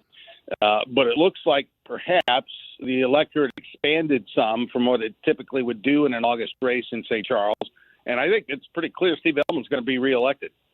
Yeah, it looks that way. And it's certainly, we've been talking about this. It kind of looks like Jason Law played the spoiler for Eigel.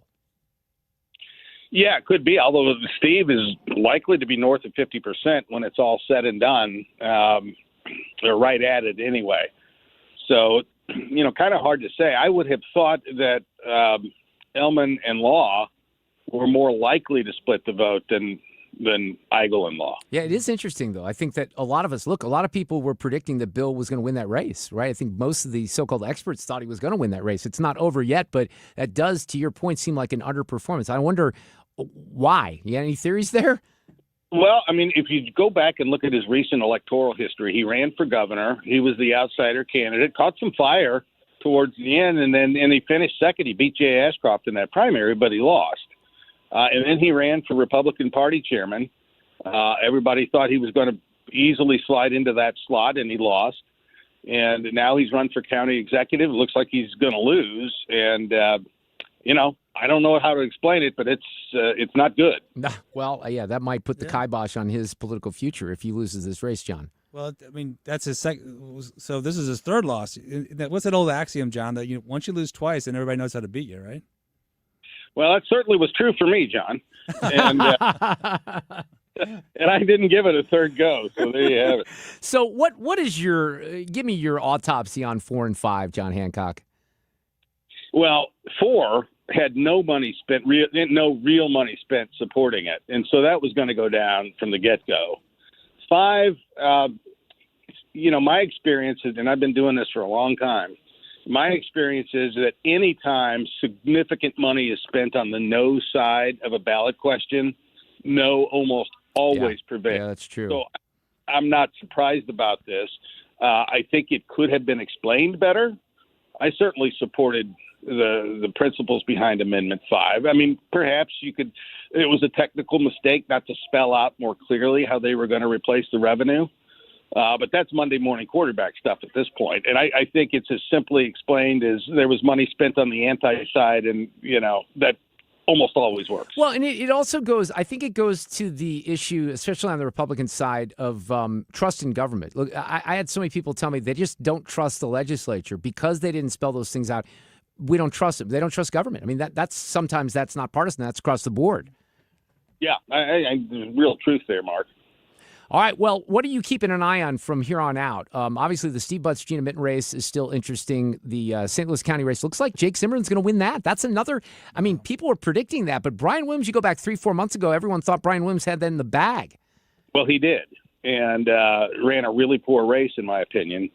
And I think at the end of the day, I think Brian ran his own campaign, which is like a big-time no-no. And I don't think he listened to folks and did what he was going to do. And Jake ran a disciplined messaging campaign, and he's going to prevail, it looks like. For the rest of the night, I'm going to be keeping my eye on some of these outstate state Senate districts.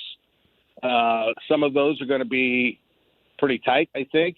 And, the one in Springfield is going to be tight. John's been talking about that one, yeah. The one in Kansas City is going to be interesting. And, of course, the 2 congressional races in Districts 5 and 6 on the Republican side, both of those look like they're going to be squeakers as well. Some of us had held out hope that we would be gifted with some Cori Bush material for the next few months. Yeah. Doesn't look like that's going to happen, John. I'm a little disappointed. No, man, she's getting smoked. Yeah. And when you look at how these Democratic Socialists have performed around the country in Democrat primaries, she is a singularly poor candidate to be performing the way she is right now. Well, that's because she's pretty stupid, and I think people realize that. I've told people this before, that the rest of the squad never liked her, because you could say what you will about Jayapal and AOC and the rest of them, but they're not intellectually, idiots, and she's an idiot. And I don't even know how to break it down. That's pretty much what it is. And that's why, look, were they coming in and campaigning for her? No, because she's an idiot. I think that sums it up. John Hancock, have fun on the Fox 2 set. All right, thanks, all right, we'll guys. see you. Sometimes I just have to call it like I see it, John Lamping, and that's right. Even though I kind of hope, because again, she just is a gift to Republicans. She's bad for the region, right? And I don't know that Wesley. Well, he's certainly not voting any differently than she would, but he has worked with Republicans on some projects that are good for Missouri. Yeah, it's interesting, because I'm of the mind that I think there won't be a Democratic congressperson come 2032 when they redraw maps. In Missouri, you mean? Yeah. Well, that could be possible, right? I have not kept really good track of what's happening on the other side of the state. What's happening with the Emanuel Cleaver district? Is that that's being Rick kind of Brad, decided Rick right Brad. now? That one's not going to be close. Okay. But the one that he's referring to is Northwest Missouri. There was a longtime congressperson stepped down, and that's a real close race. There's two guys that are neck and neck. One is a conservative talk radio host and supporter by Jeff Rose backing him, and then there's another gentleman who's on the council seat in. But you really think that if the districts are redrawn after the next census, that completely red? Completely red. Yeah. There's the Supreme Court ruling. I mean, essentially said that you can't draw races. You can't draw seats based on race. Mm-hmm. Well, one is drawn on race. Right. Wesley Bell is going to be the congressperson, and that's just not going to be the way things are going to be, which is going to be pretty extraordinary. You're going to have some really funky districts coming out of St. Louis City. But like what we did in Kansas City with respect to getting rid of Emanuel Cleaver's district, I mean that district goes from downtown Kansas City all the way out to the middle part of the state. Yeah, right? it's cut very strangely. I think Bell will probably not be challenged in the next race or two, and then it'll be gone. All right, we're out of time for this hour. Coming back, we still are waiting some results. Amendments 4 and 5 failing miserably. Steve Ellman looks like he might win in St. Charles County. Jake Zimmerman in St. Louis County. More to come. Is your home, business, or church looking tired, chalky, or in need of curb appeal? Go Rhino. Tired of painting year after year? Go Rhino. Our unique 3M ceramic technology is perfect for brick, stucco, aluminum, steel, color lock masonite, and more. It's backed by our 25-year transferable warranty to not chip, crack, or peel. Great if you're staying, and even better if you're selling. Our ceramic coating allows you to maintain all of your architectural features. The decision to do vinyl will leave your home looking like a plastic moldy box. With Rhino Shield, in 15 years, your home will still have that, wow, it looks like you just got it painted. We've done large condo complexes, parking garages, pole barns, and commercial strip malls. We coat sloped and flat roofs to extend their lives too. Evaluations are free. 877-25-RHINO or 877-25rhino.com. See what we did there? Genius. Tell them, ladies. Don't paint, don't vinyl, go Rhino Shield. Never paint your house again. Rhino Shield. I want to talk about Greg Hammonds at greghammonds.com. There are 3 good reasons you should talk with Greg. 1, your health insurance premium is too high. Well, Greg saves most people 30 to 60% on their monthly premiums. 2, your deductible is too high. Well, with most of Greg's plans, you will have no deductible or out-of-pocket expenses. 3, your doctor doesn't take your plan. Well, you can use Greg's plans at most any doctor or hospital in the country. If you pay for your own health insurance, you're uninsured, you're on COBRA, or your employer coverage is just too expensive, call Greg, an expert with over 40 years' experience, at 314-794-7784. That's 314-794-7784. Or go to greghammonds.com. That's greghammonds.com. Greg will customize a plan chosen and managed by you, not the government. Because you don't know what you don't know about your health insurance coverage. Your summer air should feel fresh. That means not full of dust or allergens or whatever spring left behind in your vents. Your air ducts are the lungs of your house. If they're dirty, you're breathing it in every day. That's where Zero Res comes in. You can get this month only 20% off air duct services and products. That is cleaner air, better efficiency, and a fresher home guaranteed. Call 314-474-2020 or visit ZeroResSTL.com. In sitcoms, when someone has a problem, they just blurt it out and move on. Well, I lost my job and my parakeet is missing. How was your day? But the real world is different. Managing life's challenges can be overwhelming. So, what do? We get support. The Huntsman Mental Health Institute and the Ad Council have mental health resources available for you at loveyourmindtoday.org. That's loveyourmindtoday.org. See how much further you can go when you take care of your mental health. KFTK FM Florissant from the Kaufman Townsley St. Louis's Injury Lawyers Studio. Call 314-777-7777. That's 314-777-7777. Watching the numbers. I'm Lisa Lacera, Fox News. They're tallying the votes in Michigan, where Progressive Abdul Al-Sayed is hoping to defeat Congresswoman Haley Stevens in the Democratic Senate primary. They're trying to prove that not only can progressive candidates win in places like New York City and districts in Colorado and other districts around the country, but they can win a statewide primary, a statewide open primary in a state that President Trump won a couple of years ago. Fox's Rich Edson in Detroit. The winner of tonight's contest will face Republican Mike Rogers in November. Elsewhere in Michigan, Congresswoman Rashida Tlaib, a member of the so-called Squad, has fended off a primary challenger. In Missouri, one-time Squad member Cori Bush has lost in her bid to re-enter Congress. She was defeated by Congressman Wesley Bell. The Los Angeles County Sheriff's Department says they arrested a man Sunday armed with a gun and ammunition who appeared to be scoping out President Trump's golf course outside Los Angeles, where he's delivering a speech tonight at a fundraiser. Janine John Taylor faces several felony charges, including robbery out of the city of Downey. Agents observed Taylor walking through the golf course grounds, taking photos and videos, appearing to monitor security planning activities. They also found him with an illegally modified AR platform rifle, a couple of radio signal devices, a 1911 body armor, high-capacity mags, hollow point ammo, and multiple notebooks containing, quote, concerning statements. Fox's Kevin Cork.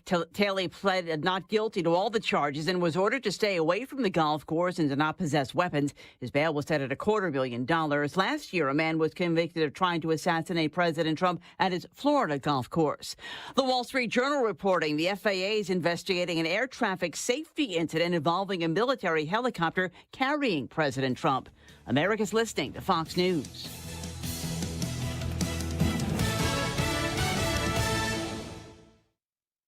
History isn't just in textbooks. It's the story of us, the United States. 2026 marks 250 years of America. And throughout the year, Bill Hemmer takes listeners on a journey through the 250 most impactful moments in American history. From the spark of revolution to the battles for freedom, the ideas, inventions, and decisions that changed the world. The 250 most impactful moments in American history podcast. Listen and follow now at foxnewspodcasts.com. You never know who might be taking the quiz. Hi, everyone. It's Candace Cameron Bure. Hey, everyone. It's Phil Sims. It's Dolores Catania. Hey, everyone. I'm Kix Brooks. It's Candace Bushnell. I'm Rob Paulson. I'm Ryan Serhant. Hey, everyone.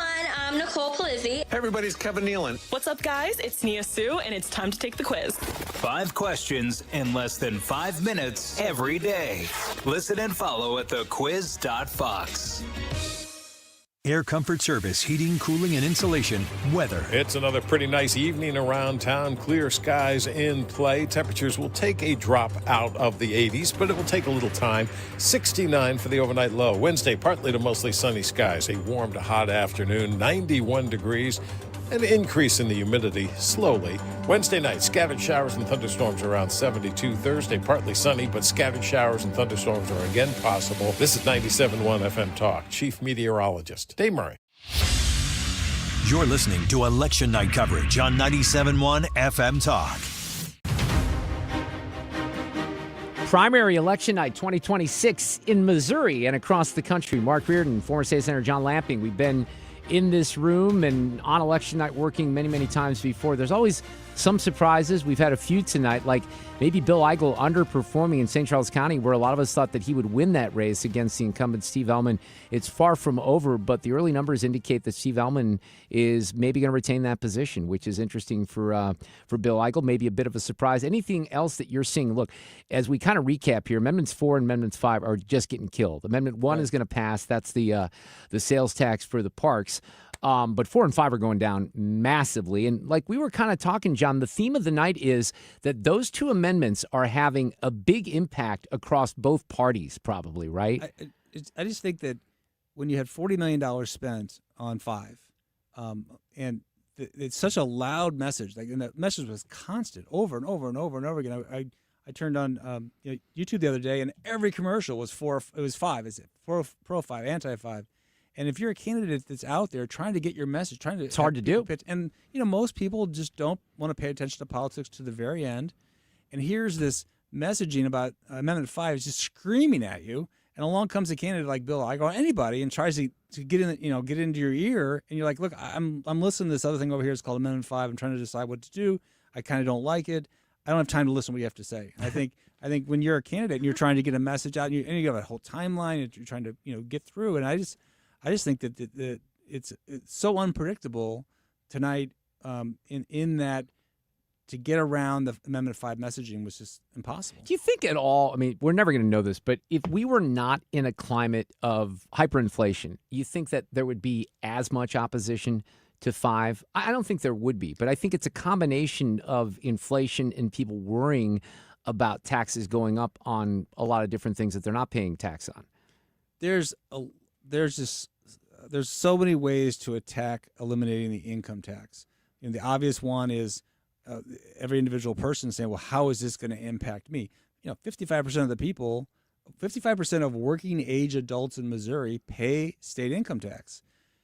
So if you're one of the 45% that don't pay state income tax, you don't care if your state income tax is 0, right?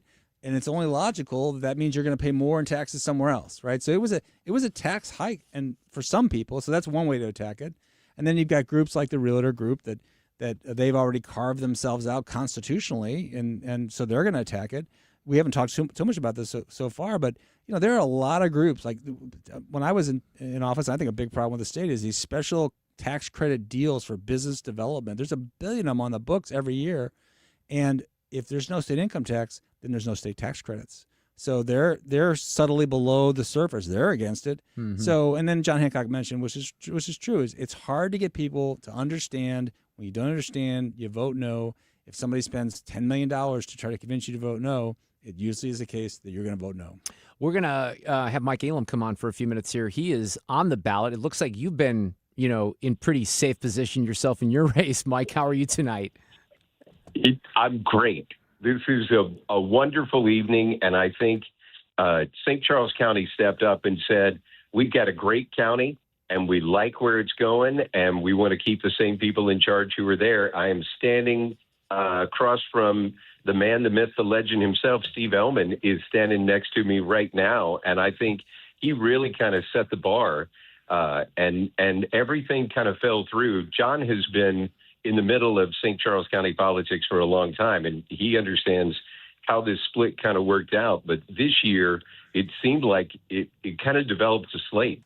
You had the Bill Eigel crowd and you had the Steve Ellman crowd, and we all kind of fell in line that way. And I think the voters said, we think St. Charles County is doing really well, and we don't want to mess up what we've got going. So I got 57% in, but it looks like Steve is over 50%. He's like at 51%. And are you guys basically declaring victory at this point?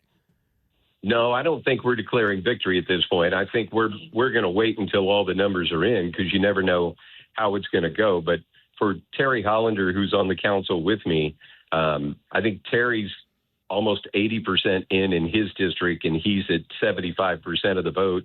And I've got 75%, I think, in mine, and I'm at 70% almost in mine. So we're feeling pretty good about that. But there's still a lot of the county to go before Steve gets in. Yeah, so, Mike, do you know what geographically what part of the county is not in yet? Do you know what part of the county is not in yet? Yeah. I'll let Steve tell you that, okay? Would he like to jump on? We'd love to have him on the phone if he'd like to jump on. Yeah, I just looked at a map of the precincts that are in, and it's basically the eastern part of the county. They're except for the city of St. Charles, which they're counting right now. The St. Peter's and O'Fallon are in. Most of them are in, and of course, I figured I would do well in those areas because I've represented those areas for a long time. What I've been waiting to find out, and still don't know, is how well I did in the newer areas of the county where people maybe don't know me as well as they do other places. So we're still waiting and to see what happens in Wentzville and some of the areas that are really growing. And if we do well there, I think we're in great shape. But clearly at this point, you feel pretty good with the early results. Oh, absolutely. Yeah. All right, Steve Ellman. Feel really good. Yeah. Great race, Steve. I was really impressed by, you've been doing this for so long, and you kind of, in some respects, I felt like you pulled out some of your old things that were tried and true and always worked. And I think, it's not over yet, but it's hard to teach an old dog new tricks. So yeah, I still went to the church picnics, and I still walked in the parades and did some of the things that I did a long time ago. And I left up some friends to do all the high-tech stuff, and they did a super job on that. I can't take any credit for that part of it. I have some great consultants doing some really good work. You were, however, prepared that if you didn't win, maybe to blame Kevin Killeen, right? I mean, I think it would be his fault as a former colleague of mine. Just teasing, Steve. No, Tell I'm Kevin just I glad. said, hey. I just want to make sure Kevin. I just want to make sure Kevin Killeen has a job the next 4 years. Yeah, no kidding. No, I know. I was going to say that. All right, hey, tell Elam we said thank you, and thank you, Steve Ellman, and we'll keep track of your race, but it's looking good at this point. All right, take care. Stay tuned. It ain't over till it's over. No, it's he's right about that. It's not over till it's over. But that is one of the stories that's kind of emerging today. A little underperformance by Bill Eigel in St. Charles County, and Steve Ellman maybe winning that race again. And I think, the reason I asked about the geography, because that's a big part of this. And so apparently what's not in is Lake St. Louis isn't in. That's where Jason Law is from, right? So that's going to help him. That's going to help him. And Steve won't do as well like in the western part of the state, and kind of I live down kind of near Warren County in Augusta. That's kind of Eigel's base, but I think the fact that Lake St. Louis isn't in yet, I think that's huge, because I think that's where Law is going to right. So Bill's not going to pick up a bunch of votes. Yeah, there. so it's going to continue to be for Jason. I mean, it's Steve's comfortably, he's 20 points ahead of Eigel, and I don't think it's going to be closer. I don't think it'll be a 20-point win. But I think it's going to be very difficult to overcome. All right, so let's sum up some things here. Wesley Bell winning big over Corey Bush. That's over. Amendments 4 and Amendments 5, massive defeat. Way the 2-1, if not more. We still don't know on Gina Mitten and Steve Butts, although the early numbers, the absentee, were looking a lot better for Gina Mitten in that state Senate race. Well, it's hard on that's a state Senate district that's if it's in 2 counties. In this case, it's in the city and it's in the county, so it's really hard to get the vote synced up, so I know the Secretary of State's office still has hardly anything reported. You look at the St. Louis County executive race right now in the Democratic primary. Angela Walton Mosley, who's kind of playing spoiler here, she's got 19% of the votes. She's got 22,000 votes. Brian Williams with 38,000. Jake Zimmerman, 56. Obviously, one of the theories was with Angela getting in there to play spoiler that worked. I mean, look. Oh, it worked. Yeah, they did not get along well. They were both state senators at the same time, and they did not get along well. And that seemingly is having a positive effect on Jake Zimmerman winning in that particular race big time right now. So that'll be Dennis Hancock against Jake Zimmerman, 2 old white dudes, right, running for St. Louis County executive. I think Dennis might be a little older than Jake. But look, what Tim Fitch told us an hour ago, and I know he said this before, what he was recommending on the roundtable was a little different than what I was doing, because I actually pulled the Democrat ballot. I felt like Brian Williams was a better choice, so I voted for him. And I voted for Melissa Price Smith, right? So I know Dennis. I've known him for a long time. my theory on St. Louis County, I think, matches up with you in that it just seems impossible for a Republican to win, right? Right. So the Democrat's going to probably win. Jake Zimmerman would be the likely favorite. However, what Tim was saying is that this gives Dennis a much better opportunity to face someone like Jake. Look, he's the assessor. He's raised your taxes, right? So you can make a bit of a campaign. Right. I don't even know how he was able to get into this race as late as he did and manage as much turnout as he did. That's rather impressive. I don't know if that speaks more about Brian and his campaign or about Jake. No, I think it's easy to underestimate Jake, and I wouldn't do that. He's a very bright man, very, very, very smart guy. Dude, went to Harvard, right? But he understands politics. He was in the Missouri House for a while before he came into county government. There's, St. Louis County, if you think St. Charles County is the home of like the real conservative, streaky people, St. Louis County, there is a very large contingency of very, very liberal groups involved in all different types of liberal issues, not least of which is abortion, but every liberal thing. And so Jake's been going to those gatherings, and he knows that whole network of people, and they're organized. Yeah, look, and that's what's going to hurt Dennis Hancock in November. You got Amendment 3 that's going to be on the ballot again. Abortion is going to be a big part of that campaign. That will hurt Republicans in theory. Yeah, and look, it was 2012 when Rick Stream ran for county executive, and like I said before, he lost by 1,200 votes. It was the perfect storm. It was the best chance he had to win, and he did exactly the right thing. He recruited the African-American community in North County. They were all behind him.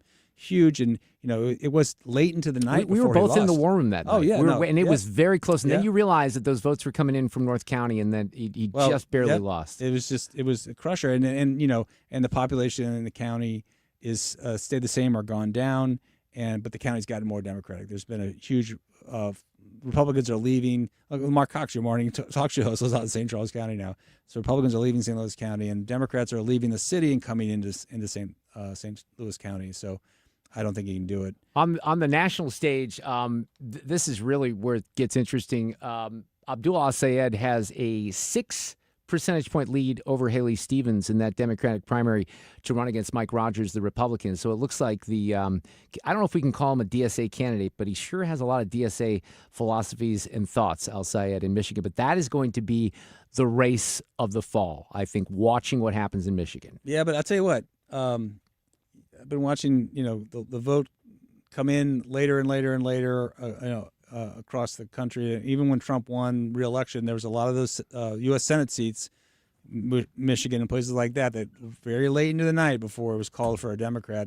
And if the Democratic Party has the capacity to influence the outcome of elections late into the night, they're going to have it on overcharge tonight. Nobody's calling that race yet. That's what I'm saying. I'm saying they have every incentive in the world because they know as well as Ari Fleischer knows that if they got that guy on the ballot in November, it's a problem. Yeah, that's right. We're coming back. It's primary election night 2026 coverage on 97.1 FM Talk. Mark Cox here. Our post 9/11 veterans stood tall for our freedom. On September 11th, it's our turn to stand up for them. Join me and the crew live Friday, September 11th from 5 to 9 a.m. at Chicken Ellie's in Eureka. Every dollar raised goes directly to the Focus Marines Foundation, where they help wounded veterans rebuild their lives. A big thanks to the Eureka Chamber of Commerce for partnering with us. Come out, grab some great food, and support our heroes. Learn more at 971talk.com/events. This hour is sponsored by Gloria Liu with Your Home Sold Guaranteed Realty at 314-325-6888. I'm getting older. Do I need to worry about falling? Yes, you do. Every year, 1 in 4 people 65 and older will experience a fall, and many result in serious injury. The majority of falls happen at home. So take a look around. Replace bulbs and add lighting to help you see obstacles. Remove things that can make you trip. Fix uneven steps and floors. And install handrails in bathrooms and on stairs. Consider balance or strength training exercises, which can help with agility. Get your eyes and hearing checked regularly. Changes in your hearing can affect your balance.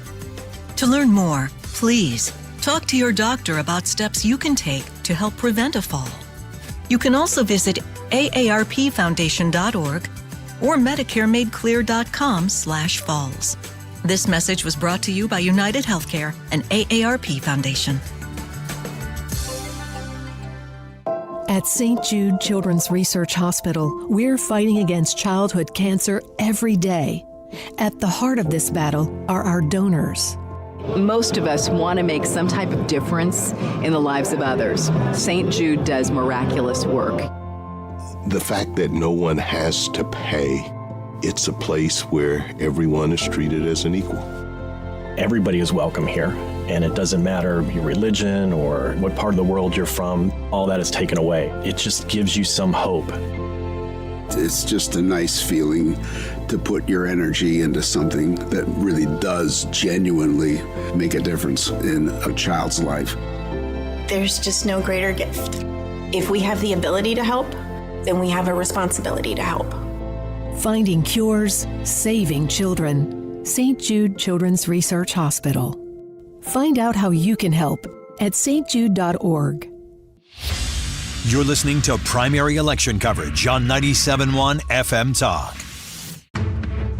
John Lamping in the studio with me, Fred Bottomer working behind the scenes this afternoon and this evening, my executive producer. We're looking at the Steve Butts-Gina Mitten race, and this is frustrating just because the statewide totals are coming out very slowly. At least the one that I'm looking at right now only has the absentee votes counted, John, in that race, and Steve is down significantly, but that's just the absentee votes. Now, when it comes to the constitutional amendments, there's about 35% of the vote that's in on those, but I'm a little confused as to why those votes are coming in. But those are also votes that come in from St. Louis City and St. Louis County, right? Yeah, but this is classic St. Louis County. Like the other state Senate districts, Senate District 14, the whole thing's in the county, and the state's only reporting the first one precinct. So.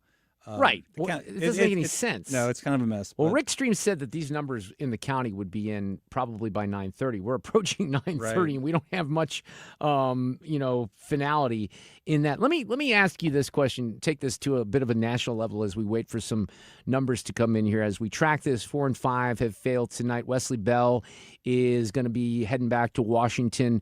Looks like Bill Eigel is going to fall short in St. Charles County. Jake Zimmerman is going to win in St. Louis County. Do you think, I just have to ask you this, I haven't brought this up, but I've seen this on the Fox screen. I even saw some of her dancing today. Who is the Democrats' prohibitive favorite for president in 2020? Is it Kamala? They don't have one. They don't have one. Okay. So Kamala's out there, and, Mayor Pete and Kamala are talking about the Electoral College. So here's Kamala. I know this is going to be controversial coming from me in particular. We need to revisit the Electoral College. We need to revisit the point of expanding the court to 13 justices like we have 13 district courts. Well, that's what they're going to do if they get a majority and Chuck Schumer's out of there, right? Here's Pete Buttigieg. And you scrap the Electoral College?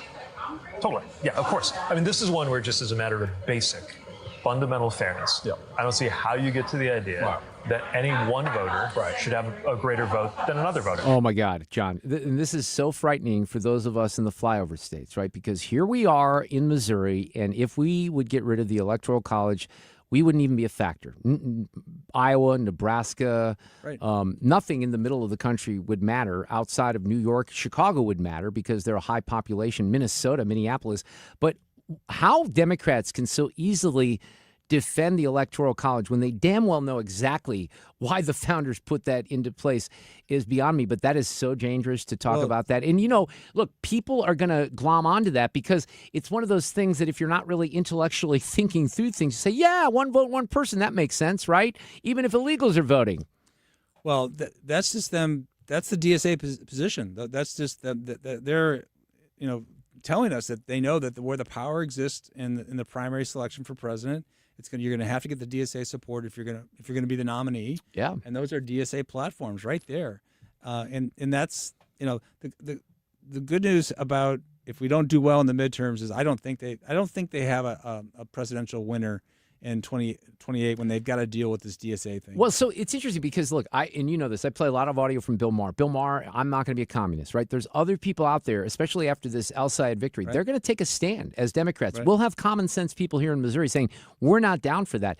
But as a party nationally, it's going to be very interesting to see if he's the winner up there, how they navigate that, because a lot is going to be online. And again, that kind of gives me a little hope for Republicans in some of these other races, just because if the focus is going to to be on communism and socialism and not necessarily on the economy and the cost of living, that has got to benefit Republicans. Yeah, that'll be critical. And I think for the midterms, next time you talk to Jeff Smith when he's on, he's going to tell you that Josh Shapiro and Wes Moore, governors from Pennsylvania and Maryland, are two people he thinks can be formidable political people, but I don't know how they survive this DSA environment. Well, even Rahm Emanuel, who I've heard him. I think he's trying to run. He's trying to add some common sense. Common sense in the Democrat Party, it's over. They don't want to hear that. Well, James Carville came out and James is kind of crazy, but he's fun to listen to. And he said the same thing because it goes the Democratic Party and DSA. The two of us will not be in the same party. But the DSA loves that. They don't want. Yeah. I mean, it's there's parallels with the Republicans and the MAGA crowd with wanting to move on from McConnell and some of the establishment there.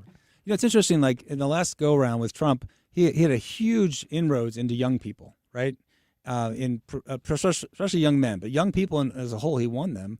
And now that support's started to wane, with Trump's fall in popularity. But now you've got young people behind this DSA movement. I think what we have very disgruntled young people, and rightly so. Like when you look at what the opportunities that they have at 20-something, 30, young 30-something, it's a very different world than it was back in the Reagan years growing up, and a lot of pessimism, and the world has changed a lot, and they're kind of looking around like, well, what about Donald Trump? Maybe that's where I want to go, and now there's another wing of them to say, well, socialism isn't so bad. Well, and that's the danger, and I think we addressed this earlier, and I've talked about this a lot. When you combine the appeal, if you want to call it that, of the DSA and what they're talking about, and you kind of look at the economy and the struggles that people are having, and how much car payments are, and especially all young these people. Things. Yeah, look, I was listening to Dave Ramsey, who's been talking about finances on the radio for decades, and he was on talking about some of these economic issues, and he always makes sense because he's such a common sense guy. But he was talking about how, and I wish I could redo a lot of my life, John, with financial decisions. You're in that industry. But he talked about, these young people are disadvantaged because they have these student loan payments, they have car payments that are a lot higher than, they used to be. And when you have that, you can't afford a home. His point was, well, if you don't have all these other expenses, if you're not paying $800 or $1,000 for a car payment, you don't have a student loan payment, whatever the situation might be, well, then you can afford a house because you're in a better position. But that's not the way a lot of young people have run their lives, and they're looking for answers that they don't have right now because they're worried about their economic future. And I think they're latching onto these ideas in a very dangerous way. Well, the problem we have is we have housing prices are extremely high, all-time highs. We have interest rates are 30-year highs.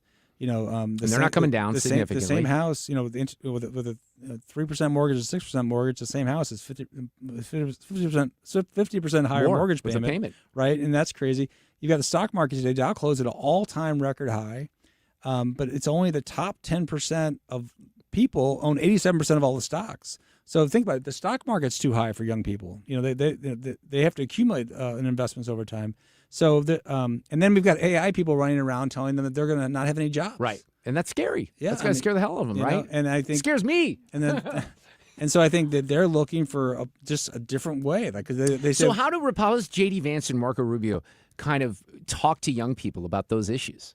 The very fact that they're as young as they are. Rubio's that helps older. a lot. Yeah, it helps. Look, they're not. There's relatability. We've had the generation that's a little bit older than you and I. Half a generation above us has been in charge of things our whole lives. Now it's flipping. Right. And now you got JD's 43. I think Rubio's maybe is he late 40s. He looks younger than he is.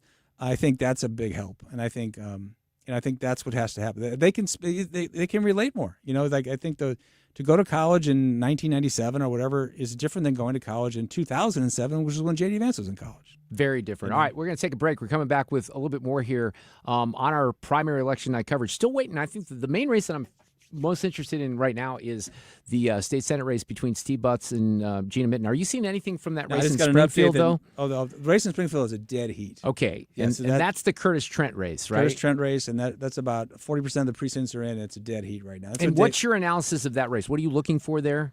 Well, that's where. So it's interesting. So there's a young up and coming political consultant named Sophie Shore. She's 28 years old, and she ran Eigel's gubernatorial campaign as well as a bunch of other state senate races over the years. Well, she's got 7 or 8 of these candidates that are taking on incumbent state senators, and she's people are of the mind that she's an up and comer consultant, and she may win 3 or 4 or 5 of these.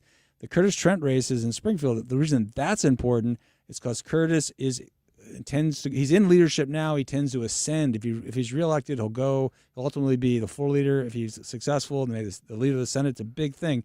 My buddy Rick Shore, my state senator, is also going to be competing against Curtis Trent, but for those leadership positions. So for him to lose as an incumbent who's on the verge of becoming a leader in the Senate, that would be a big deal. But it looks like he might survive that. It's no, close, it's though. dead heat. Oh, okay. It's a dead heat. So that'll be a big race to watch. I think that might be one that, late into the night kind of thing. All right. David Barklage was with us earlier. He's going to join us one more time, coming up with, he's got really good insight into particulars of where the votes are coming from. We're going to go to him coming up next. It's primary 2026 night on 97.1 FM Talk.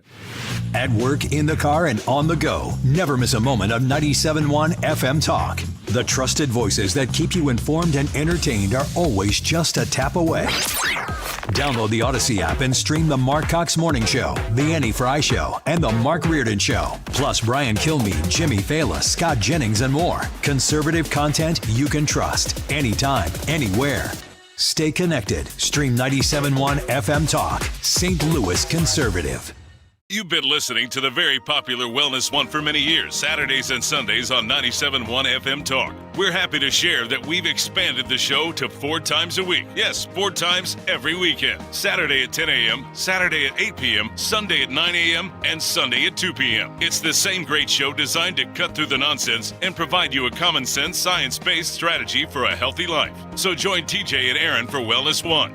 Now 4 times a week on 97.1 FM Talk. When it comes to selling your home, the agent you choose matters more than anything. Hey, it's Mark Cox. I'm with my friend and trusted realtor, Gloria Liu, Your Home Sold Guaranteed Realty. Gloria, what should sellers really be looking for in an agent? Thank you. You're going to select a realtor with a proven system. Someone who knows how to price your home right, create strong demand, negotiate for top dollar, and guarantee results. I see it all the time. Last year, hundreds of homes in St. Louis came off the market unsold and needed multiple price reductions. That's what happens when the right strategy isn't in place. I do things differently. My focus is to help you sell for the most money possible, not just to list your home and hope it sells. Plus, I even guarantee to sell your home for 100% market value, or I'll pay you the difference. Make sure you choose the right agent the first time. Call the one I trust, Gloria Liu, 314-325-6888, or visit gloriahasthebuyers.com. That's gloriahasthebuyers.com. Gloria and seller must agree on price and possession. When someone hears the words, "You have cancer," it's one of the darkest moments in their life. Light the Night brings light to the darkness of cancer by uniting survivors, patients, and supporters in the cause to end cancer. Friends, families, and coworkers form a community of hope, raising funds in support of the Leukemia and Lymphoma Society. Together, we walk with lanterns held high to light the path to cures. Last year alone, the FDA approved 18 new drug therapies and treatments to treat blood cancers. The impact of LLS-supported research goes beyond blood cancer. The discoveries made in blood cancer research have led to breakthrough treatments for many cancers and other serious diseases. When we walk, cancer runs. Join the movement to end cancer today. Visit us at lightthenight.org. You are not your diagnosis. A medical chart is not your identity. And vision loss does not define you. Your drive shows who you are. And you are not alone. Because we are driven too. To be a beacon of strength. A champion of courage. An advocate for hope. You are not alone. Because we are stronger together. We drive the research for the cures we are finding. We're fighting macular degeneration, retinitis pigmentosa, Usher syndrome, and the entire spectrum of blinding retinal diseases. We fund. We fight. We win. We are the foundation fighting blindness. Together, we are fighting blindness. Join the fight at fightingblindness.org. Covering key races and issues that matter to you. It's election night on 97.1 FM Talk. Oh, Oh, it's just like old times. John Lamping here with me, Florence State Center. We've done many of these. We sometimes get surprises. We sometimes don't. I think we've had a few tonight. Our friend, GOP political consultant David Barklage, back with us. David, how are we feeling about the St. Charles County executive race right now? Well, good talking to you and landslide Lamping again. St. Charles, it looks like it's over. Ellman's lead is held at a little over 50%, and there's just a few precincts out. I don't see where that changes the outcome of that. That's a big surprise because, as you all know, St. Charles has tended to the more conservative candidate and not particularly kind with more centrist. At the same time, they have protected most of their incumbent county people. So I think there's definitely people distinguish between the more partisan legislative seats and the more administrative county seats. I think that's a real tell there. And they may have been buoyed by crossover Democrat vote. So, David, you're so good at this. It looks like it's going to be, it may not be 20-point victory, but at least, double digits for sure. So I'm curious to know, did you know this on Saturday? Because you normally do. So did you have a sense of it on Saturday? You mean on the amendments? Yeah. No, on St. Charles County. Oh, on St. Charles County. Okay. Yeah. You when your gut tells you that, it just scares you even more. But yeah, because there was just something happening there. Again, as I told you, Bill Eigel is such a charismatic politician, but it was just not. He never was striking the chords there. It would be like he went after Ellman on the Equestrian Center, and it turns out then he had to sort of flip, because it turns out it was profitable. It was also the site for the dog shelter and other things, and that's a powerful constituency. And so when he struck at that, all of a sudden he had to back off. His property tax proposal really struck at the school boards, the library boards, and other things. And again, it wasn't the Bill Eigel I've seen elections who just is really good at capturing energy. I think he was off because he's so used and so comfortable at taking a lead on issues. And in county government, for everyone that's for it, there's someone against it. And I think the other thing Steve had is a record. I mean, guys, you can't deny that people are moving into the region, into St. Charles County from St. Louis County. John, you could probably get that. It's got low crime, the lowest crime in the region, doubled parks, hundreds of miles of new roads. It's created 50,000 jobs. They put a moratorium on apartments, a moratorium on data centers. I don't know what Steve Ellman has actually done wrong from a perspective of asking people, and this is the last question we asked in the campaign, did you move to St. Charles because you wanted to live here? And do you believe that Steve Ellman had a major role in establishing St. Charles where it is today? And I think it's an overwhelming yes. So I don't know if it's a reflection on Bill Eigel in negative, or if it's more a reflection on Steve Ellman in a positive. But does this put the kibosh on Eigel's political career? Well, again, I think running 3 races in 4 years is very tough for any human being. And, I think it's tough to lose a governor's race as close as he did, and then to lose a county race like he did. So, I think he's going to take stock. But, Bill has been a good public servant. I'm sure he'll look for an opportunity in the future. He'll go back to conservative talk radio, I guess. John, did you have another question for David or not? No, that slipped my mind. Kind of recap your feelings on 4 and 5. I know you talked about this a little bit earlier. You were involved in the campaigns against both of them. They worked, and these are going down. Is it more than 2-1 at this point or not? Yes, sir. It is more than 2-1. We saw the trend, above 60%. So I was telling people 2-1 because it was that was comfortable. But I always thought it could hit into the mid 70s or high 70s. It was just falling apart. And again, I don't think conceptually people's opposition to reducing or eliminating income tax, I think the plan made people uncomfortable. Right. And again, I think it was too rushed. And so I wouldn't judge too quickly. I think that's the mistake people make in these elections. They don't really take the time to analyze. And I have been able to analyze this. In District 6, where Vogel, he has won. He was attacked on Amendment 5, and so Amendment 5 went down heavily in that district, yet he won. He was attacked for it. Okay. He won, yes. And then I'm looking up in the district. In District 18, you had a very strong conservative that was taking the lead, and it looks like the most moderate candidate won, Gary Sharp, who's a farmer. And I think, again, the tell there is crossover. In that part of the country, there's a lot of people that are conservative Democrats still. And so I think when you look around the state, the conservative Democrats switched over and voted Republican in high numbers, which buoyed a lot of the center-right candidates. Mike Deering was against a very competent, very able candidate from St. Charles County, Tricia Burns. And Mike Deering ended up on top carrying the rural areas. And again, I think in most of these races, Democrat crossover in non-urban areas, I think, may be making the difference in a lot of these races. The only real, it looks like, upset tonight may be Curtis Trent against Lori Rook, but she was hitting him hard for 5 or 6 months. That race is too close to call, but if that goes down, that would be one exception. But in that race, Curtis Trent and Lori were both running to the right, so I'm not sure Democrat crossover is consistent there.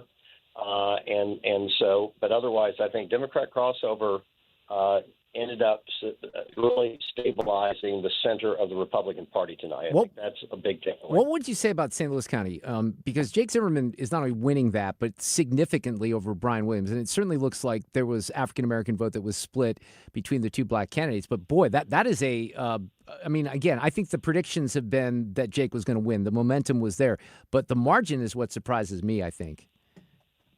You know, I really like Brian Williams. I think he would have been transformational because he cared more about roads and police and geeky things than he did about being a cultural warrior. And for Jeff City, having someone like Brian Williams who really was able to cross party lines would have been good for the region. And so we have a failure there. We'll see. Jake certainly didn't have that reputation when he was there, but he didn't have a bad reputation either. We'll have to see if he can grow and actually be a real leader or if he's going to go the way of Sam Page. To that, I'll say this.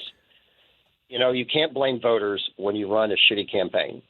And I think Brian ran his own campaign, and no matter how good of a person you are, the last thing you want to do, and of course, by the way, I'm a consultant, but the last thing you really want to do is run your own campaign. It is so hard to be objective because it's so emotional, it's so personal. And to why that would regard, you do I that? think, I don't know why he would even do that. It's hard enough being a candidate. Yeah. Candidates have got to be on all the time, everywhere. It's just endless meeting after meeting. The idea that you would try to strategize is ridiculous. Yeah, well, that kind of surprises me. So there's going to be a little autophy on that. All right, David Barklage, anything else you want to toss in here Reardon? before I let you go? Yeah. Yeah, one other thing I would say. And by the way, don't say any more words that you just said. Just for me, please. Oh, did I say that? You said a bad word. That's okay. Oh, my gosh. It's been one of those days. So John Lamping, I remember when he met me the first time, he said, I want to run. I want to be in public service. You're the expert. Tell me what I have the best chance to run. And so that's a great example. John won a seat that was a 39% Republican seat and won an incredible battle. He did everything right. And it was a great team, and he was a great leader. And that's the difference. And that's if Brian would have run the John Lamping model, I think he would have won. And so that's another lesson tonight. Lessons to be learned. That's true. All right, David Barklage, thank you. We'll see you on the roundtable soon. Thanks a lot for chiming in tonight. You're awesome. All right, take care. We were kind of talking during the break, and that's when I first got to know you when you were running for that Senate seat. But this is what I had forgotten is that Barb Fraser, who you ended up defeating, she ran against Sam Page in the primary, and she beat Sam Page? She beat Sam Page, and I've got some bad news, unfortunately for us. So is this the Gina Mittens, Steve Butts race? So that 91% of the votes in, and Mittens up 67-33. So that's over. That's bad. Trouncing. Yeah. What it was, the same thing happened. What I learned for the first time when I was campaigning is you just don't appreciate how liberal St. Louis County is. Okay, and that's I mean, that speaks volumes right so there, for and Butts, for Jake, I think both of these combined. Yeah, Jake, Barb Fraser beating Sam Page. It's like it's there. It's one of the things. It's a real issue for the county. Is that the county? We want to think. Republicans want to think. Blue collar Democrats want to think. Oh, we're not crazy far left liberal. When it comes time for electing people, it's very, very liberal. And tonight, I mean, I thought that would, I said on Friday, I said if Jake wins, then it means that Min's going to win. And Jake's going to win by clear double digits, right? And now it's sad to say that 91%'s in, and it's Mitten 67. 33 That's another one where, look, I think we all realized that Steve could lose, but that's significant. That's a lot bigger margin than I expected. Yeah. So anyway, it's there's some funny stuff like there's one theory I just heard. Got someone texted me, said that out in St. Charles County that that crossover vote, that Democratic vote, that was probably 5 points, and David works for the Realtors and David works for Stephen Ailman, and I think there's a lot of power there, with Barklage and how he runs campaigns. He runs campaigns. He does a phenomenal job. It's not even 5D chess when that guy plays, and so I think at the end of the day, I'd be curious to see. We'll learn more over the next week or two how this all happened. But. They haven't called Michigan yet, I don't think. We'll come back. We'll kind of wrap things up here, and we'll get you into Fox News, and then I'll be back at 3, and we'll wrap up our coverage. But interesting, look, you never know what's going to happen on these nights, and I will say that I've been surprised about a couple things. Not the results, but again, the margins, I think, really have surprised me. I'm not surprised at the margins on 4 and 5. I mean, I felt like that was going to be a total disaster, and here we have it. Mark Cox here. Our post 9/11 veterans stood tall for our freedom. On September 11th, it's our turn to stand up for them. Join me and the crew live Friday, September 11th from 5 to 9 a.m. at Chicken Ellie's in Eureka. Every dollar raised goes directly to the Focus Marines Foundation, where they help wounded veterans rebuild their lives. A big thanks to the Eureka Chamber of Commerce for partnering with us. Come out, grab some great food, and support our heroes. Learn more at 971talk.com/events. If you're a business or brand that's still paying for ads people skip or ignore, that's cute. Try a new method of advertising your customers can't mute. Join our mobile movement so you don't get left in our dust, because stationary billboards are a bust. Big, bold, loud, and in-your-face advertising that doesn't wait for traffic. We drive through it, bringing your business or brand right to your customers' eyes. You can't delete it, you can't trash it or swipe right. Hell, you can't even ignore it. The answer? The moving billboards, baby. We circulate around any high-traffic venue, capturing people's attention when they're making decisions. Inside stadiums, big brands compete for attention, but outside the stadium, we own the street media. Because in a world that's went mobile, your advertising should too. Try moving billboards. They really work. PinkTiger.ai. Your home is your sanctuary. Get the peace of mind you deserve with a free estimate on a Generac home standby generator from Generator Supercenter. They're the nation's #1 Generac generator dealer. With expert installation and 24-hour monitoring, Generator Supercenter won't leave you in the dark. Financing is available.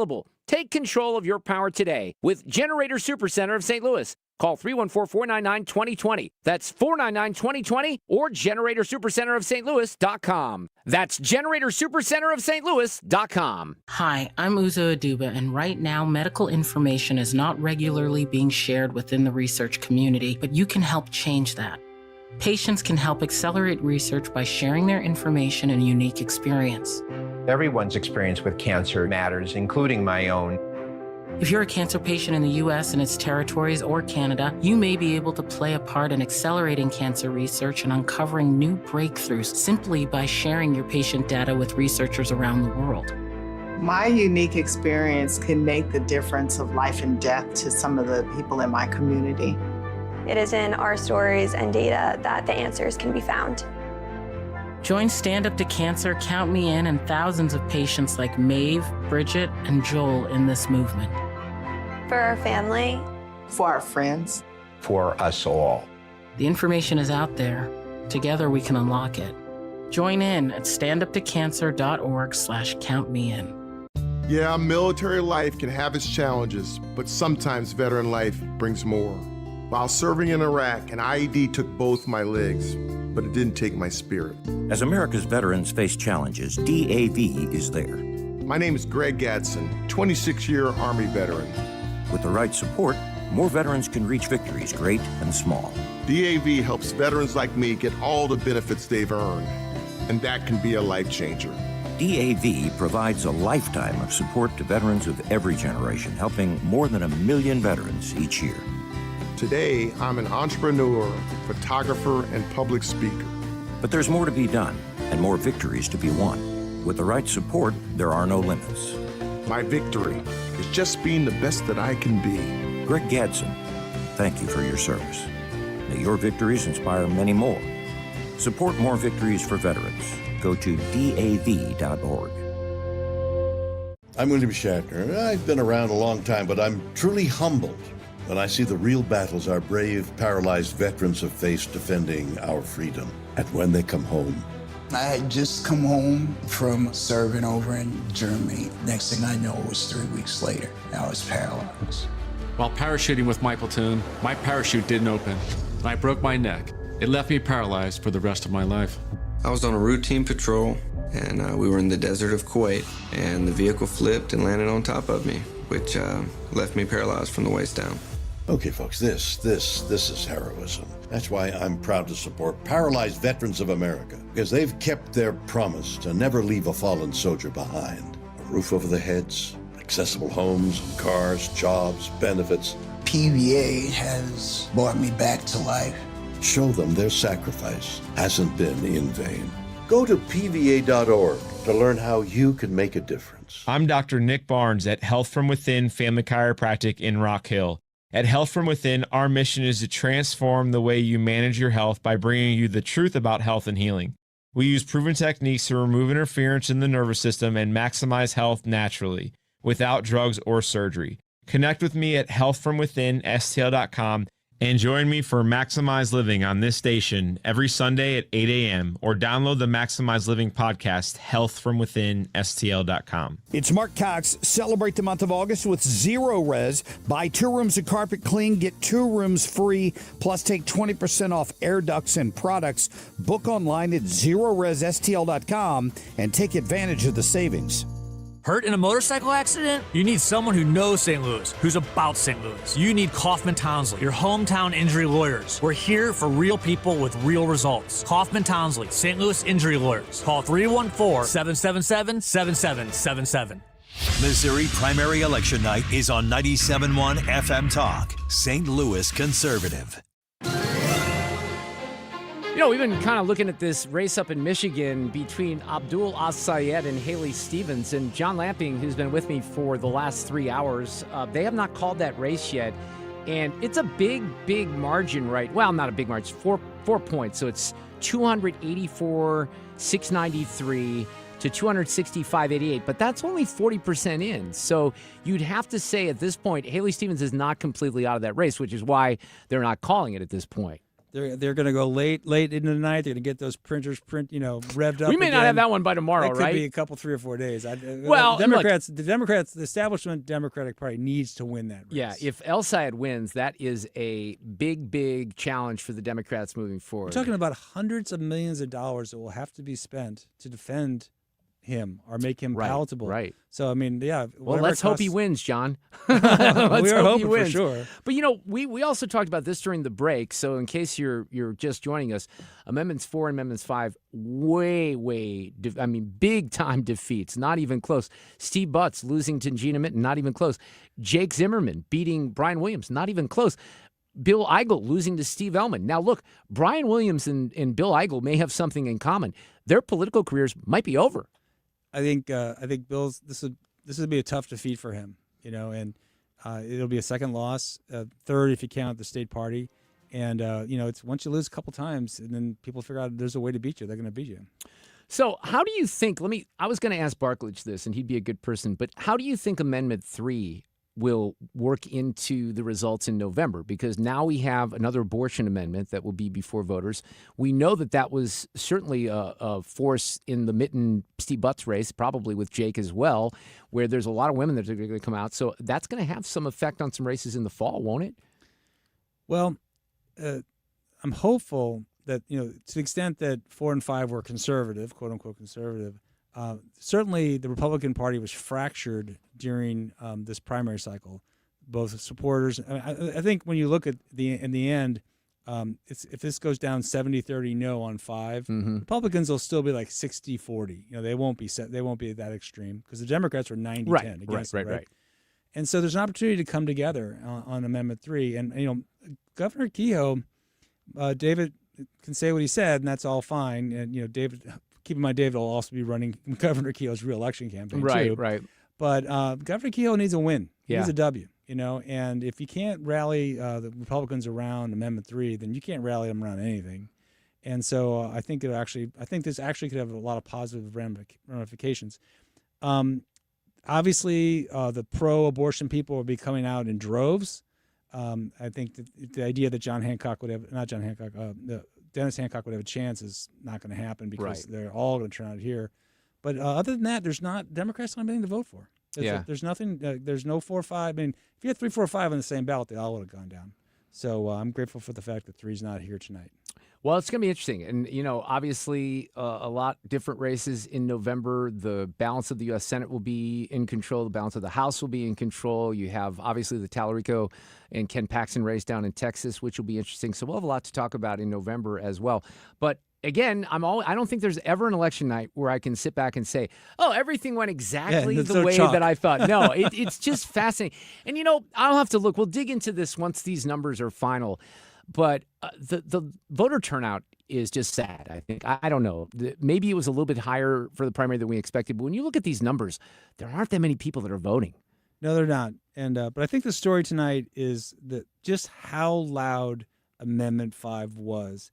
And it drowned out. It made it so hard for people to break through. And if you think about it, like Zimmerman and Minton, they just fell back on the old, tried and true abortion. And that worked. And then Steve Ailman, I'm the incumbent. That worked. But if you had a nuanced message, man, there's no way you're getting that through that $40 million spent on Amendment 5.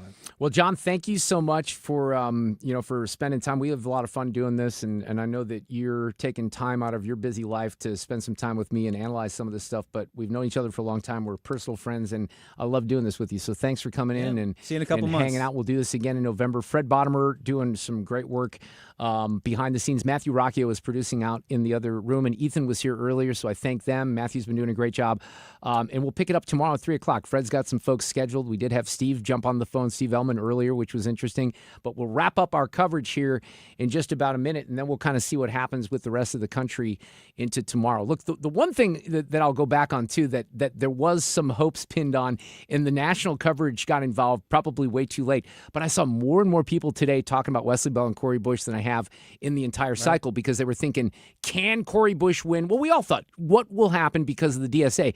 But she got smoked. I mean, he won overwhelmingly. Yeah. It wasn't even close. And I'm not sure, should we interpret that as somewhat encouraging? Maybe we should, just because the insane people aren't controlling that particular seat. I think they're not controlling that. I think the insane people, the DSA is out there, and they're not getting weaker because Cori Bush lost. Right. I think what these DSA people have in common is that they're new to the world politically.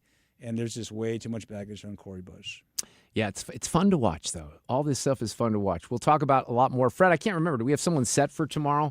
It's a blank slate. He's just looking at me like, nope, we got nothing, but we'll have plenty he's got to do. Rolodex, Will we have Dwayne Patterson tomorrow? Yeah. Oh, Dwayne will be here. Yeah, he'll be here at 5, and he's great at, handicapping and talking about the national races and stuff like that. So that'll be fun, and we'll get some candidates on. I think Steve Ellman will be likely to be happy to come on tomorrow and to celebrate his victory.